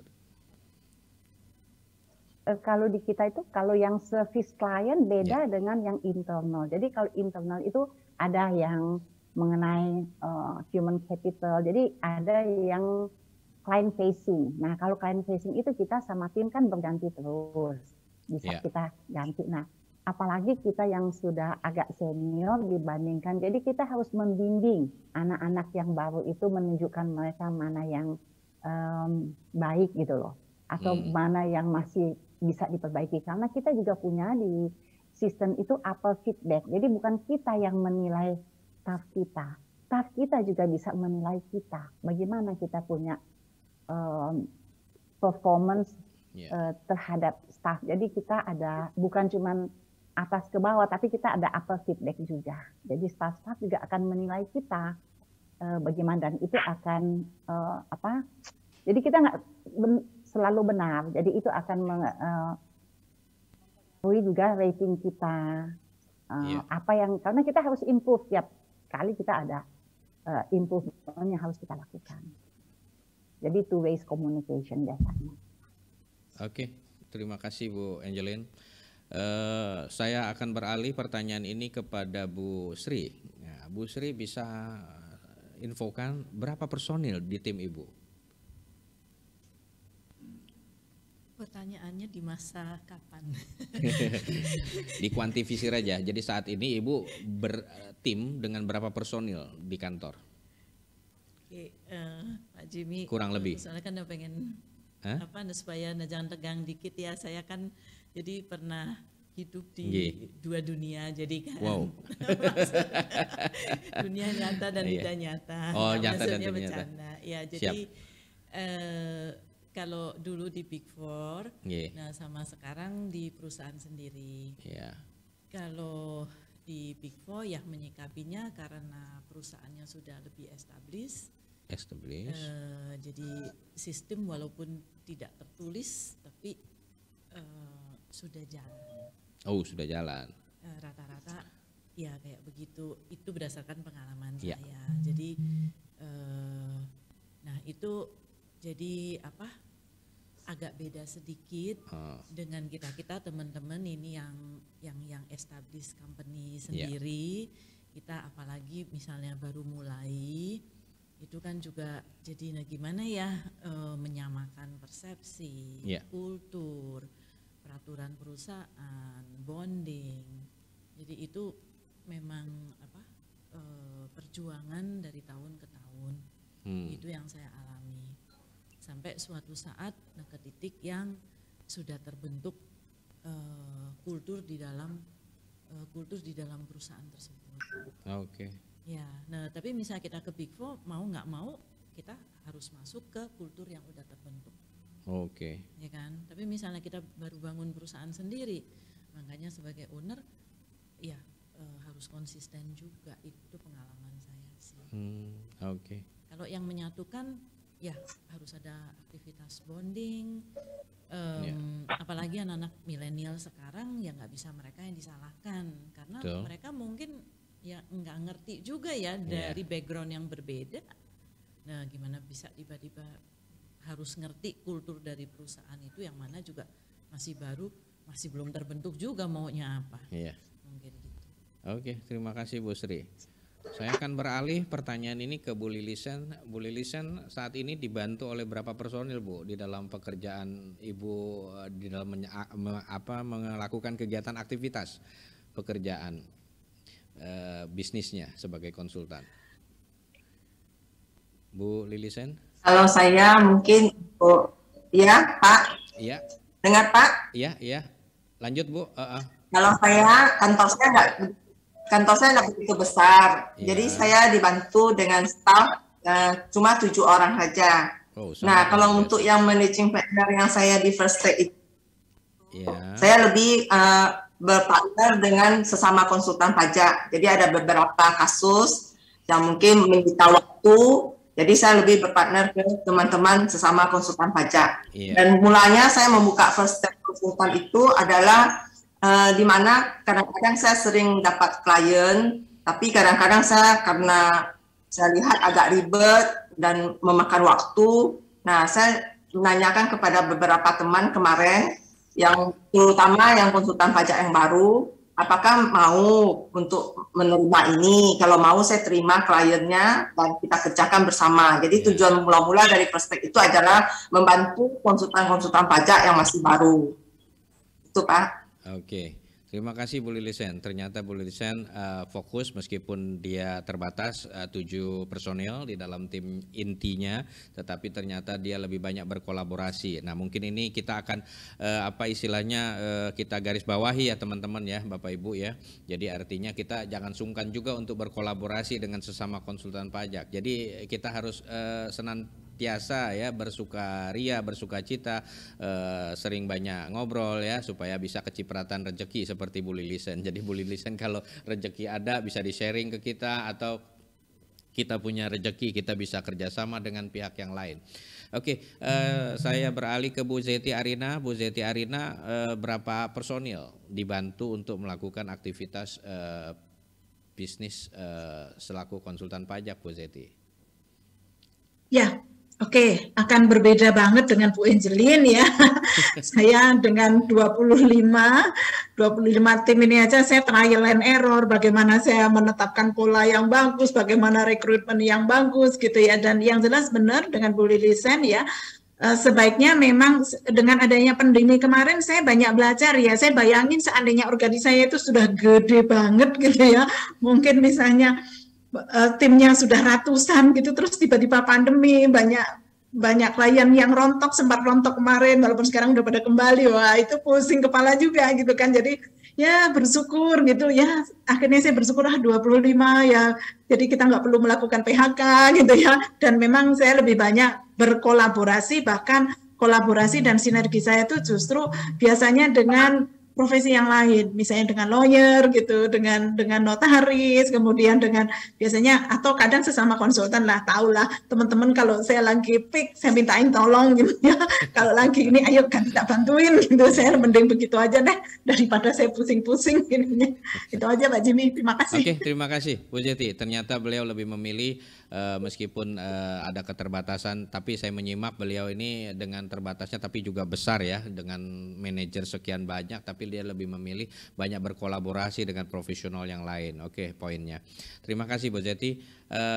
Saya beralih ke Bu Lisa. Ya, Bu Lisa bagaimana? Dibantu oleh berapa personil Bu di dalam melakukan aktivitas bisnis Ibu? Ya, terima kasih Pak Jimmy. Ya, tentunya untuk saya tidak sebanyak seperti tadi Bu Angelin atau Bu Sri mungkin yang kapabilitas dan ini sudah sama-sama kita ketahui ya. Saya juga untuk dibantu itu untuk yang permanen itu tidak sampai 50 ya, seperti itu. Dan saya lebih banyak karena memang dari awal untuk pekerjaan-pekerjaan yang di luar kota seperti itu memakan waktu lama, saya lebih banyak share kepada rekan-rekan sesama anggota IKPI. Misalnya ada pekerjaan, pernah ada suatu pekerjaan di jauh atau di mana. Kadang kan nggak jauh, kadang-kadang ke Surabaya pun atau ke apa kalau ada kerja. No, bisa, saya suka tanya ke Zit, bisa nggak tolong dibantu pekerjaan ini sharing. Dan kalaupun tidak di dalam luar kota pun, jika ada pekerjaan-pekerjaan yang membutuhkan misalnya proyek besar atau apa, saya pun nggak sungkan-sungkan untuk kolaborasi dengan teman-teman sesama anggota IKPI di lokal, baik itu mengenai pekerjaan masalah hukum juga saya kerjasama dengan law firm seperti itu. Misalnya ada masalah-masalah khusus juga saya pasti tidak sungkan-sungkan untuk kerjasama dengan teman-teman sendiri. Karena ya kembali lagi mungkin bisa dibilang mungkin orang yang ya tidak terlalu karena ada prioritas tertentu yang saya pegang. Nah untuk itu saya lebih senang berkolaborasi dengan teman-teman, atau untuk karyawan pun saya suka outsource pada case-case tertentu. Misal ada proyek seperti misalnya SPT atau apa, ada proyek-proyek seperti itu, saya lebih suka outsource untuk yang tidak permanen seperti itu. Oke, terima kasih Pak Jimmy. Ya, Bu Lisa. Jadi ternyata kata kuncinya kolaborasi jauh lebih penting ya, supaya kita kalau memang mau maju, kita harus berkolaborasi baik dengan teman sesama profesi, ya, baik dengan profesi lain, karena itu penting supaya akselerasi maupun leverage daripada tingkat pertumbuhan bisnis itu terjaga dan bahkan lebih berkembang. Oke, saya ingin bermula juga dengan Bu Lisa lagi. Ya, jadi menurut Ibu nih, kebetulan nih kan mungkin Ibu karena suami juga kan berlatar belakang profesi konsultan pajak ya Bu ya.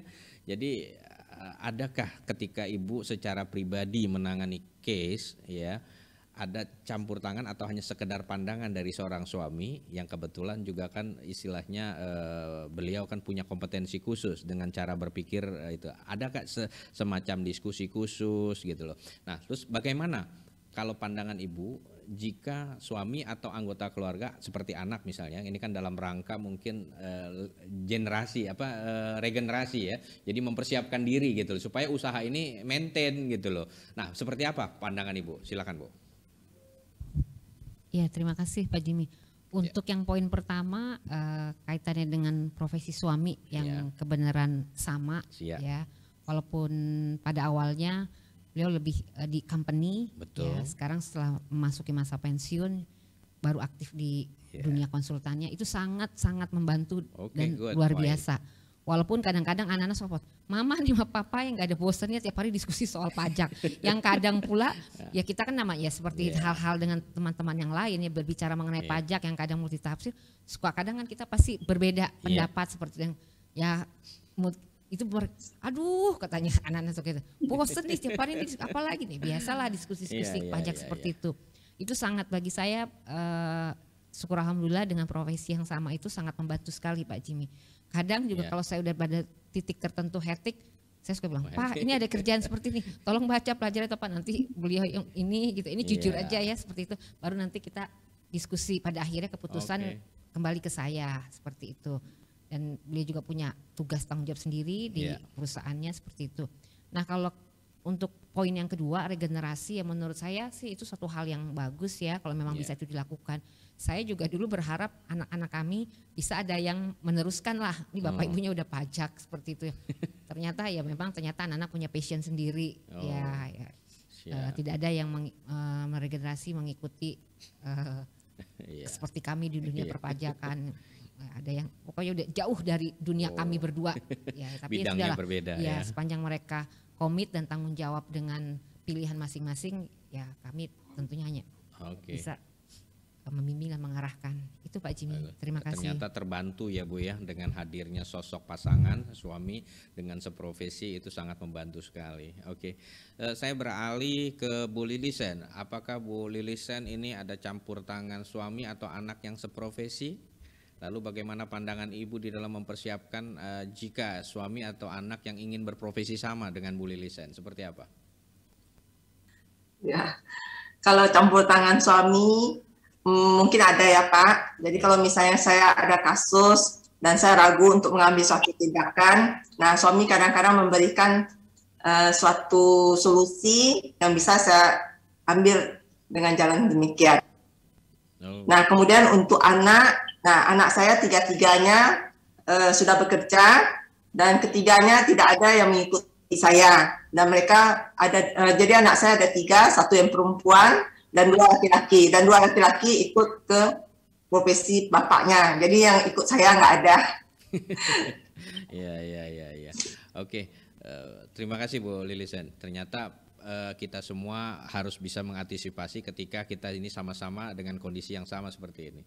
Saya akan beralih ke Bu Sri. Bagaimana Bu Sri? Apakah ada campur tangan? Karena Ibu kelihatan dari tadi kan bercerita juga ya. Ternyata seprofesi ya dengan suami ya. Nah, ada nggak ketika Ibu menangani permasalahan pekerjaan, lalu campur tangan suami bagaimana terlibat dan apa pandangan Ibu jika kebetulan mungkin suami berbeda ya profesinya. Bagaimana kalau suami kebetulan atau anak berprofesi sama dengan Ibu? Ya, profesi yang sama tadi seperti sudah diceritakan ada positifnya yaitu misalnya handle kasus, tukar pikiran, lebih cereng gitu kan. Tapi satu sisi aduh sampai di rumah yang ngomongnya itu aja gitu kan. Jadi kita usahakan misalnya semaksimal mungkin kalau di rumah ya kita udah kagak ngomongin kerjaan lagi deh gitu. Soalnya gitu sehari-hari di kantor dan sudah ngomongin kerjaan masa pulang gitu lagi.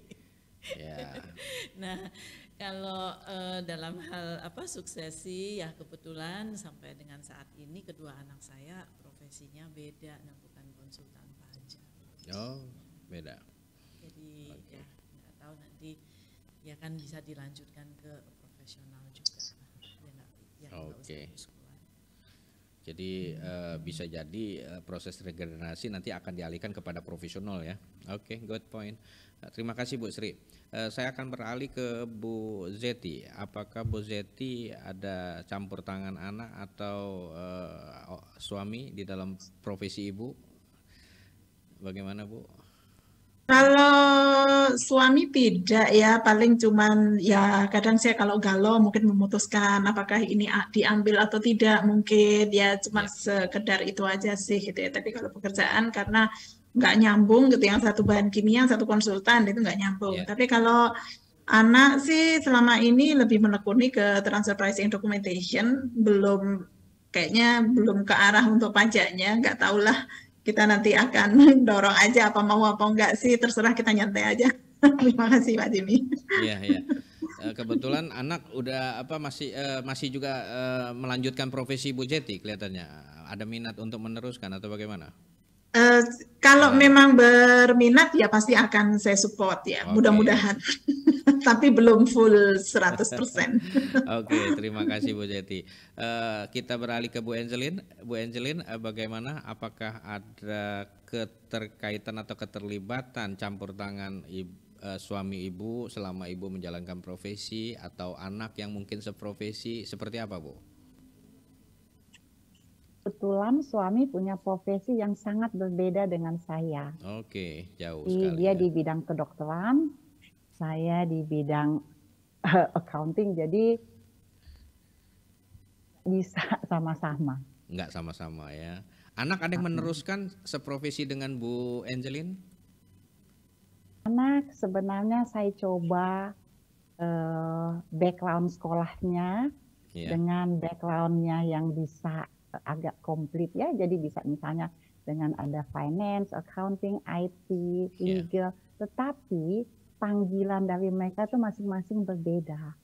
Jadi kita harus menghargai apa yang mereka suka. Jadi sampai saat ini mereka itu nggak ada yang tertarik di bidang apa yang saya lakukan. Iya.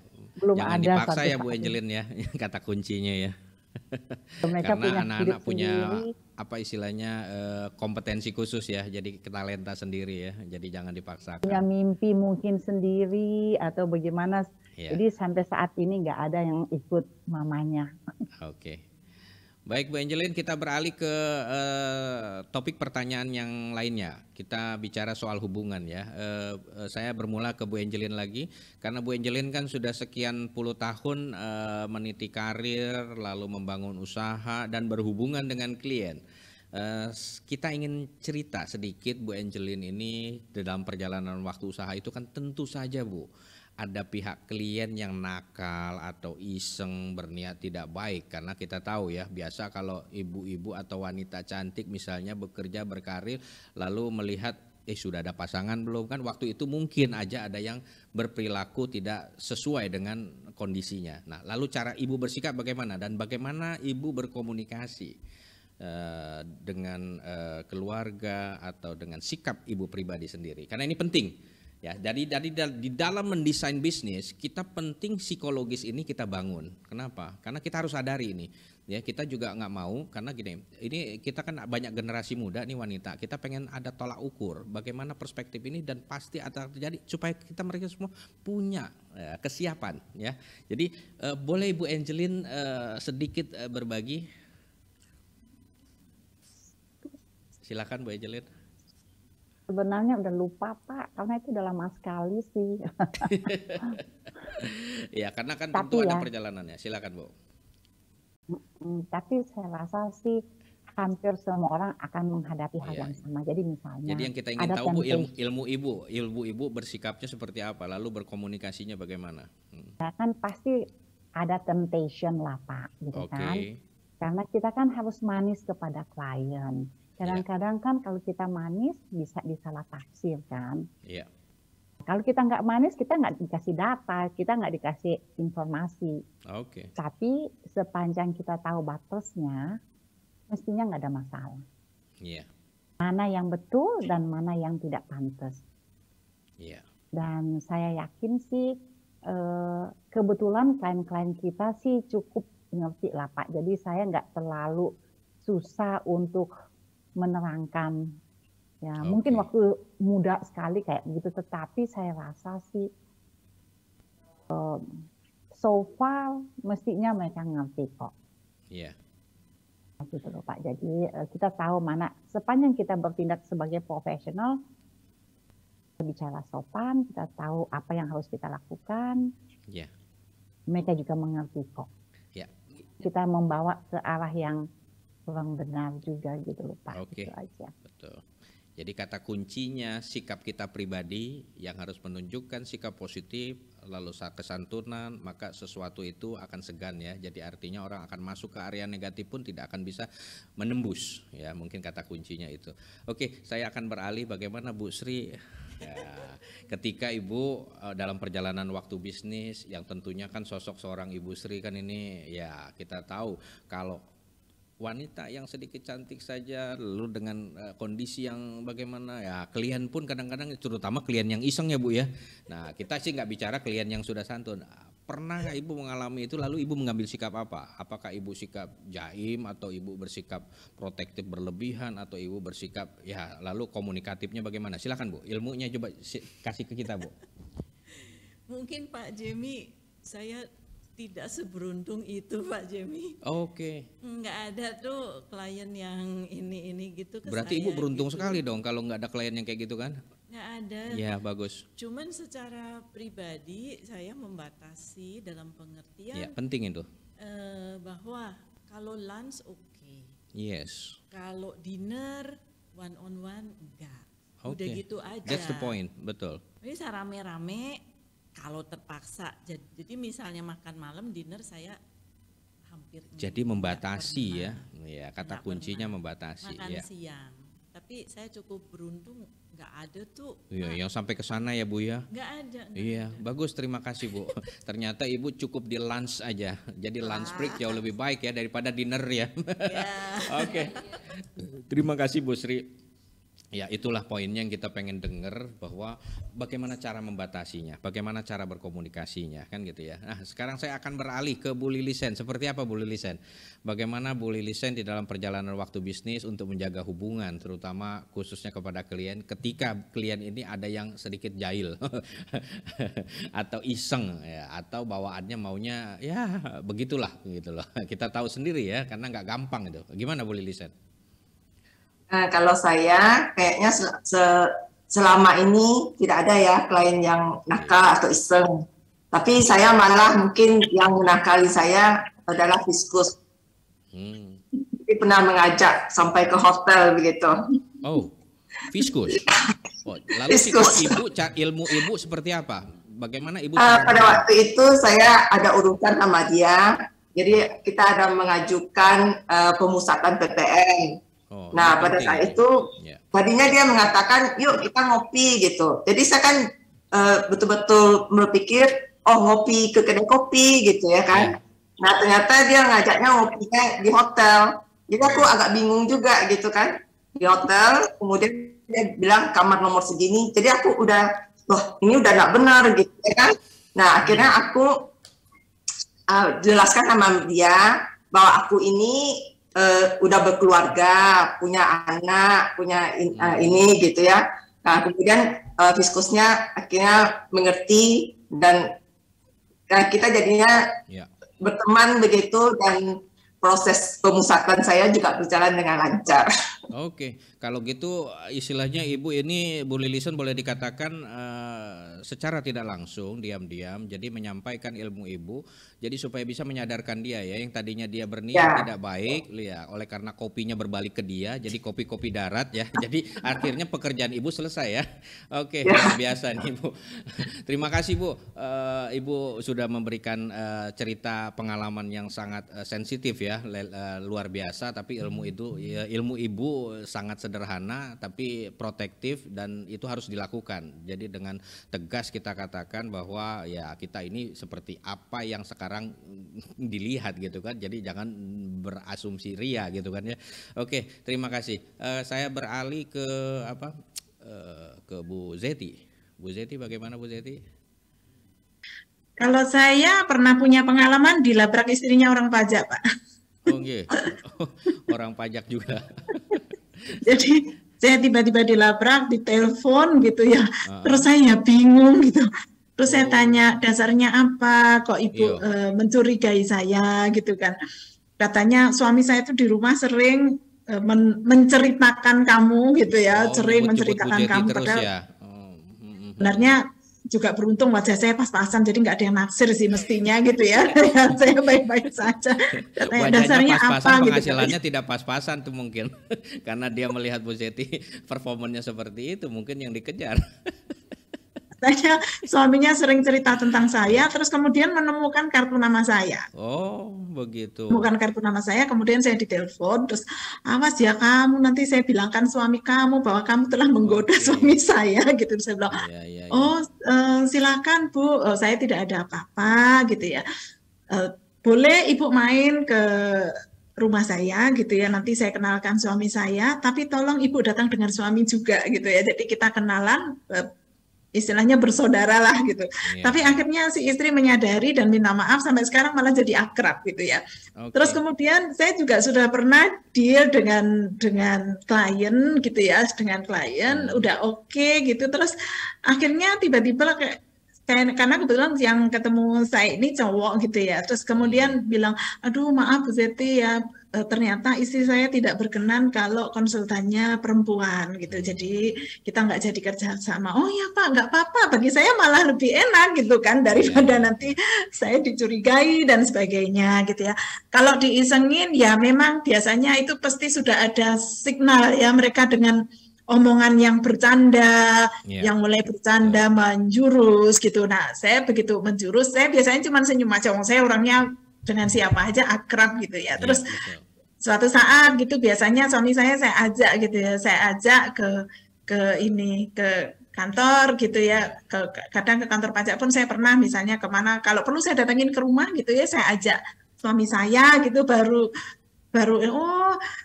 jadi ini kalau digodain apa nggak pernah mereaksi, cuman senyum-senyum aja gitu. Ternyata suaminya cakep katanya gitu. Wah, nggak tahu cakep menurut mereka bagaimana, saya nggak ngerti gitu kan. Jadi ya selama ini fine-fine aja. Jadi ada masalah pun saya cerita dengan suami saya ya ikut ketawa juga gitu kan. Masa saya dicemburuin sama istrinya orang KPP gitu. Suami saya ketawa juga sih. Gitu aja. Terima kasih. Oke, terima kasih Bu Zeti. Ternyata pengalaman Ibu Zeti membatasi ya, lalu cerita komunikasi kepada suami itu juga sangat membantu ya, bahwa proteksi terhadap hubungan dengan pihak klien baik-baik saja, ternyata hubungan dengan fiskus yang tidak baik. Kadang-kadang fiskus dengan jahilnya juga, selain dia jahil dengan kertas kerja, ternyata jahil juga dengan konsultannya. Jadi luar biasa ya. Oke, saya beralih ke Bu Lisa. Bu Lisa pernah mengalami, Bu? Ya, terima kasih Pak Jimmy. Ya. Ya, hal-hal seperti itu tidak bagaimana cara tidak bisa kita nafikan. Kadang aja ada yang seperti itu. Namun jika kita kan udah bisa menangkap ya, membaca hal-hal seperti itu, kalau yang saya lakukan berusaha untuk bersikap tegas ya, dengan cara yang halus seperti itu. Jadi juga menunjukkan sikap atau dari gestur atau ucapan kita, sehingga mereka tuh akhirnya berhenti dengan sendirinya gitu. Jadi dari sikap dan ketegasan kita juga, kadang-kadang kita bersikap ini orang kan suka salah terima. Nah, begitu mereka salah terima, ya kita harus meresponnya dengan sikap yang lain juga secara tegas, namun tidak menyinggung yang bersangkutan. Seperti itu. Jadi supaya tidak tersinggung. Iya, itu penting, karena bagaimanapun juga bukan kita bagaimanapun kita kan tetap harus bersosialisasi dengan baik ya, baik dengan klien atau siapapun. Kalau ada hal-hal yang nggak pas ya, bagaimana cara kita diplomasi sehingga yang para pihak tidak tersinggung, seperti itu. Itu aja Pak Jimmy ya. Terima kasih. Terakhir Bu, ini pertanyaan terakhir dan menentukan, karena ini kita berbicara tentang etika profesi Bu. Jadi pernahkah Ibu mengalami jika klien atau calon klien itu merupakan saudara kandung atau keluarga, jadi calon klien itu teman terdekat atau keluarga atau relasi bisnis terdekat. Jadi bagaimana Ibu bersikap, solusi bisnis apa yang Ibu ambil di dalam penyelesaiannya? Karena ini kan ada berbenturan dengan etika profesi. Seperti apa Ibu bersikap? Kalau untuk saya pribadi, siapapun kliennya, ya baik pun ada hubungan istimewa atau tidak, saya tetap memegang standar atau pedoman yang sama. Good. Ya, yaitu tetap berpatokan pada ya kode etik dan standar profesi kita. Seperti itu Pak Jimmy. Terima kasih. Oke, jadi standar ya, jadi etika dan standar profesi. Oke, bagaimana dengan Ibu Sri? Ya, Bu Sri, pernahkah mengalami bahwa ada anggota keluarga atau relasi bisnis yang terdekat, saudara lah gitu loh, saudara kandung atau saudara suami berkasus lalu berkonsultasi lalu Ibu menanganinya? Apakah Ibu menangani lalu bersikap seperti apa? Sejauh ini ya nggak pernah ya. Oh, nggak pernah ya. Kalau misalnya mereka mau nanya advice, istilahnya off the record. Off the record. Tapi ya. Sebagai klien so far nggak ada sih.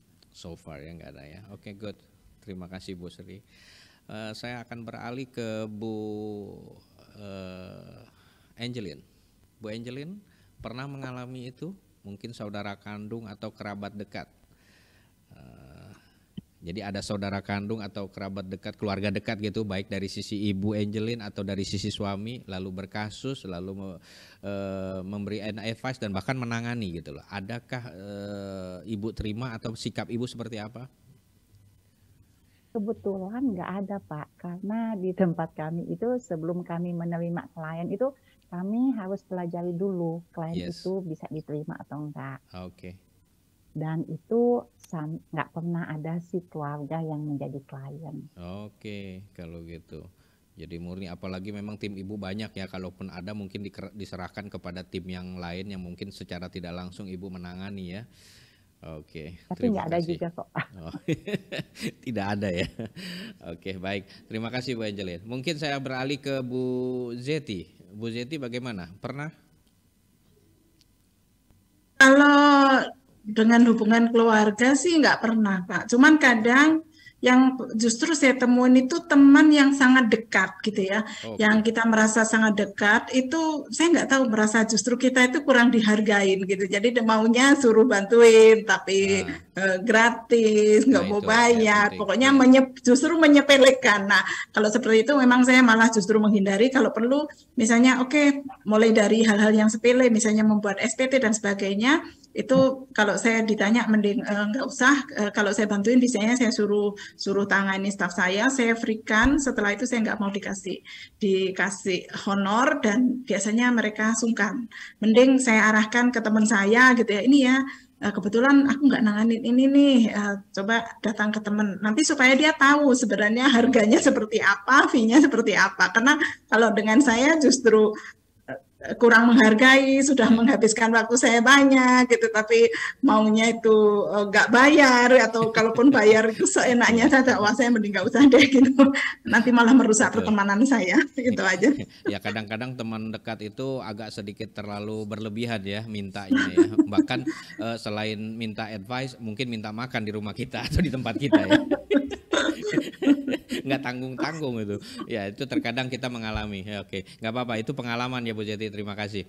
Bagaimana dengan Bu Lilisen? Ini pertanyaan terakhir nih Bu terkait etika profesi. Ya hubungan Ibu menjaga. Bagaimana pernah nggak Ibu menangani kasus atau pekerjaan dari sisi keluarga terdekat Ibu atau saudara suami Ibu? Ya seperti apa Ibu bersikap?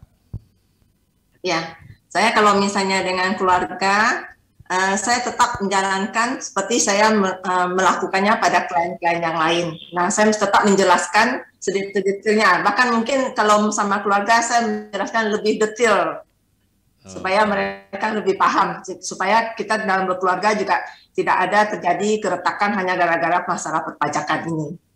Oke.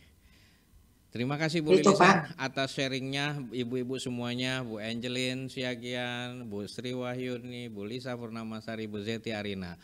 Luar biasa ternyata hari ini kita mengundang ibu-ibu yang sangat super dan luar biasa. Tadi kita sudah simak ceritanya ya, kita angkat bagaimana beliau bercerita pengalaman ya, beliau bercerita tentang kondisi bahkan tidak tanggung-tanggung ya, berbagi tentang kejadian yang memang pernah dialaminya. Tiba saatnya di penghujung acara Bincang Profesi Konsultan Pajak ini ya, saya Jami Sutiono mengucapkan terima kasih atas perhatian dan kehadiran ibu-ibu dan bapak-bapak seluruh rekan ya profesi konsultan pajak secara daring, terutama kepada ibu-ibu narasumber yang luar biasa yang sudah hadir baik secara daring maupun luring. Ya, benar-benar kami berterima kasih dan mari kita berikan aplaus Bapak Ibu ya di tempat masing-masing dengan meriah. Bapak Ibu buka kamera, akan diambil gambarnya oleh tim teknis. Ya, silakan tim teknis sambil mengambil gambar. Kita telah menyaksikan, mendengarkan dan bahkan kita menyerap ya. Jadi secara alami nih. Jadi karena ibu-ibu sudah berbagi begitu luas ya. Jadi hari ini kita sudah menyimak. Nah, apabila terdapat kesalahan, kekurangan dan hal-hal yang tidak berkenan dalam penyampaian ataupun penyelenggaraan, mohon kiranya dimaklumi dan dimaafkan. Dan apabila terdapat kebaikan atau manfaat dari acara ini, silahkan dimanfaatkan dan dilaksanakan dengan sebaik-baiknya. Semoga di dalam profesi kita ini kita menjadi tumbuh, berkembang dan memiliki karakter profesional yang baik. Mohon maaf ya. Jadi mohon undur diri ya dari Studio Mini IKPI. Salam sehat dan sampai jumpa kembali. Selamat Hari Ibu dan 3 hari lagi ibu-ibu atau bapak-bapak yang merayakan hari raya, selamat merayakan hari raya Natal. Semoga damai menyertai kita semua dan sukses buat kita semua. Dan buat yang tidak merayakan Natal, selamat berlibur di hari Natal dan di hari Tahun Baru nantinya. Oke, Ibu bersemangat, rumah tangga sejahtera, IKPI berjaya. Wassalamualaikum warahmatullahi wabarakatuh. Shalom, Om Santi Santi Om, Namo Buddhaya, salam kebajikan. Semangat dan sukses selalu buat ibu-ibu dan bapak-bapak semuanya. Bye-bye, see you.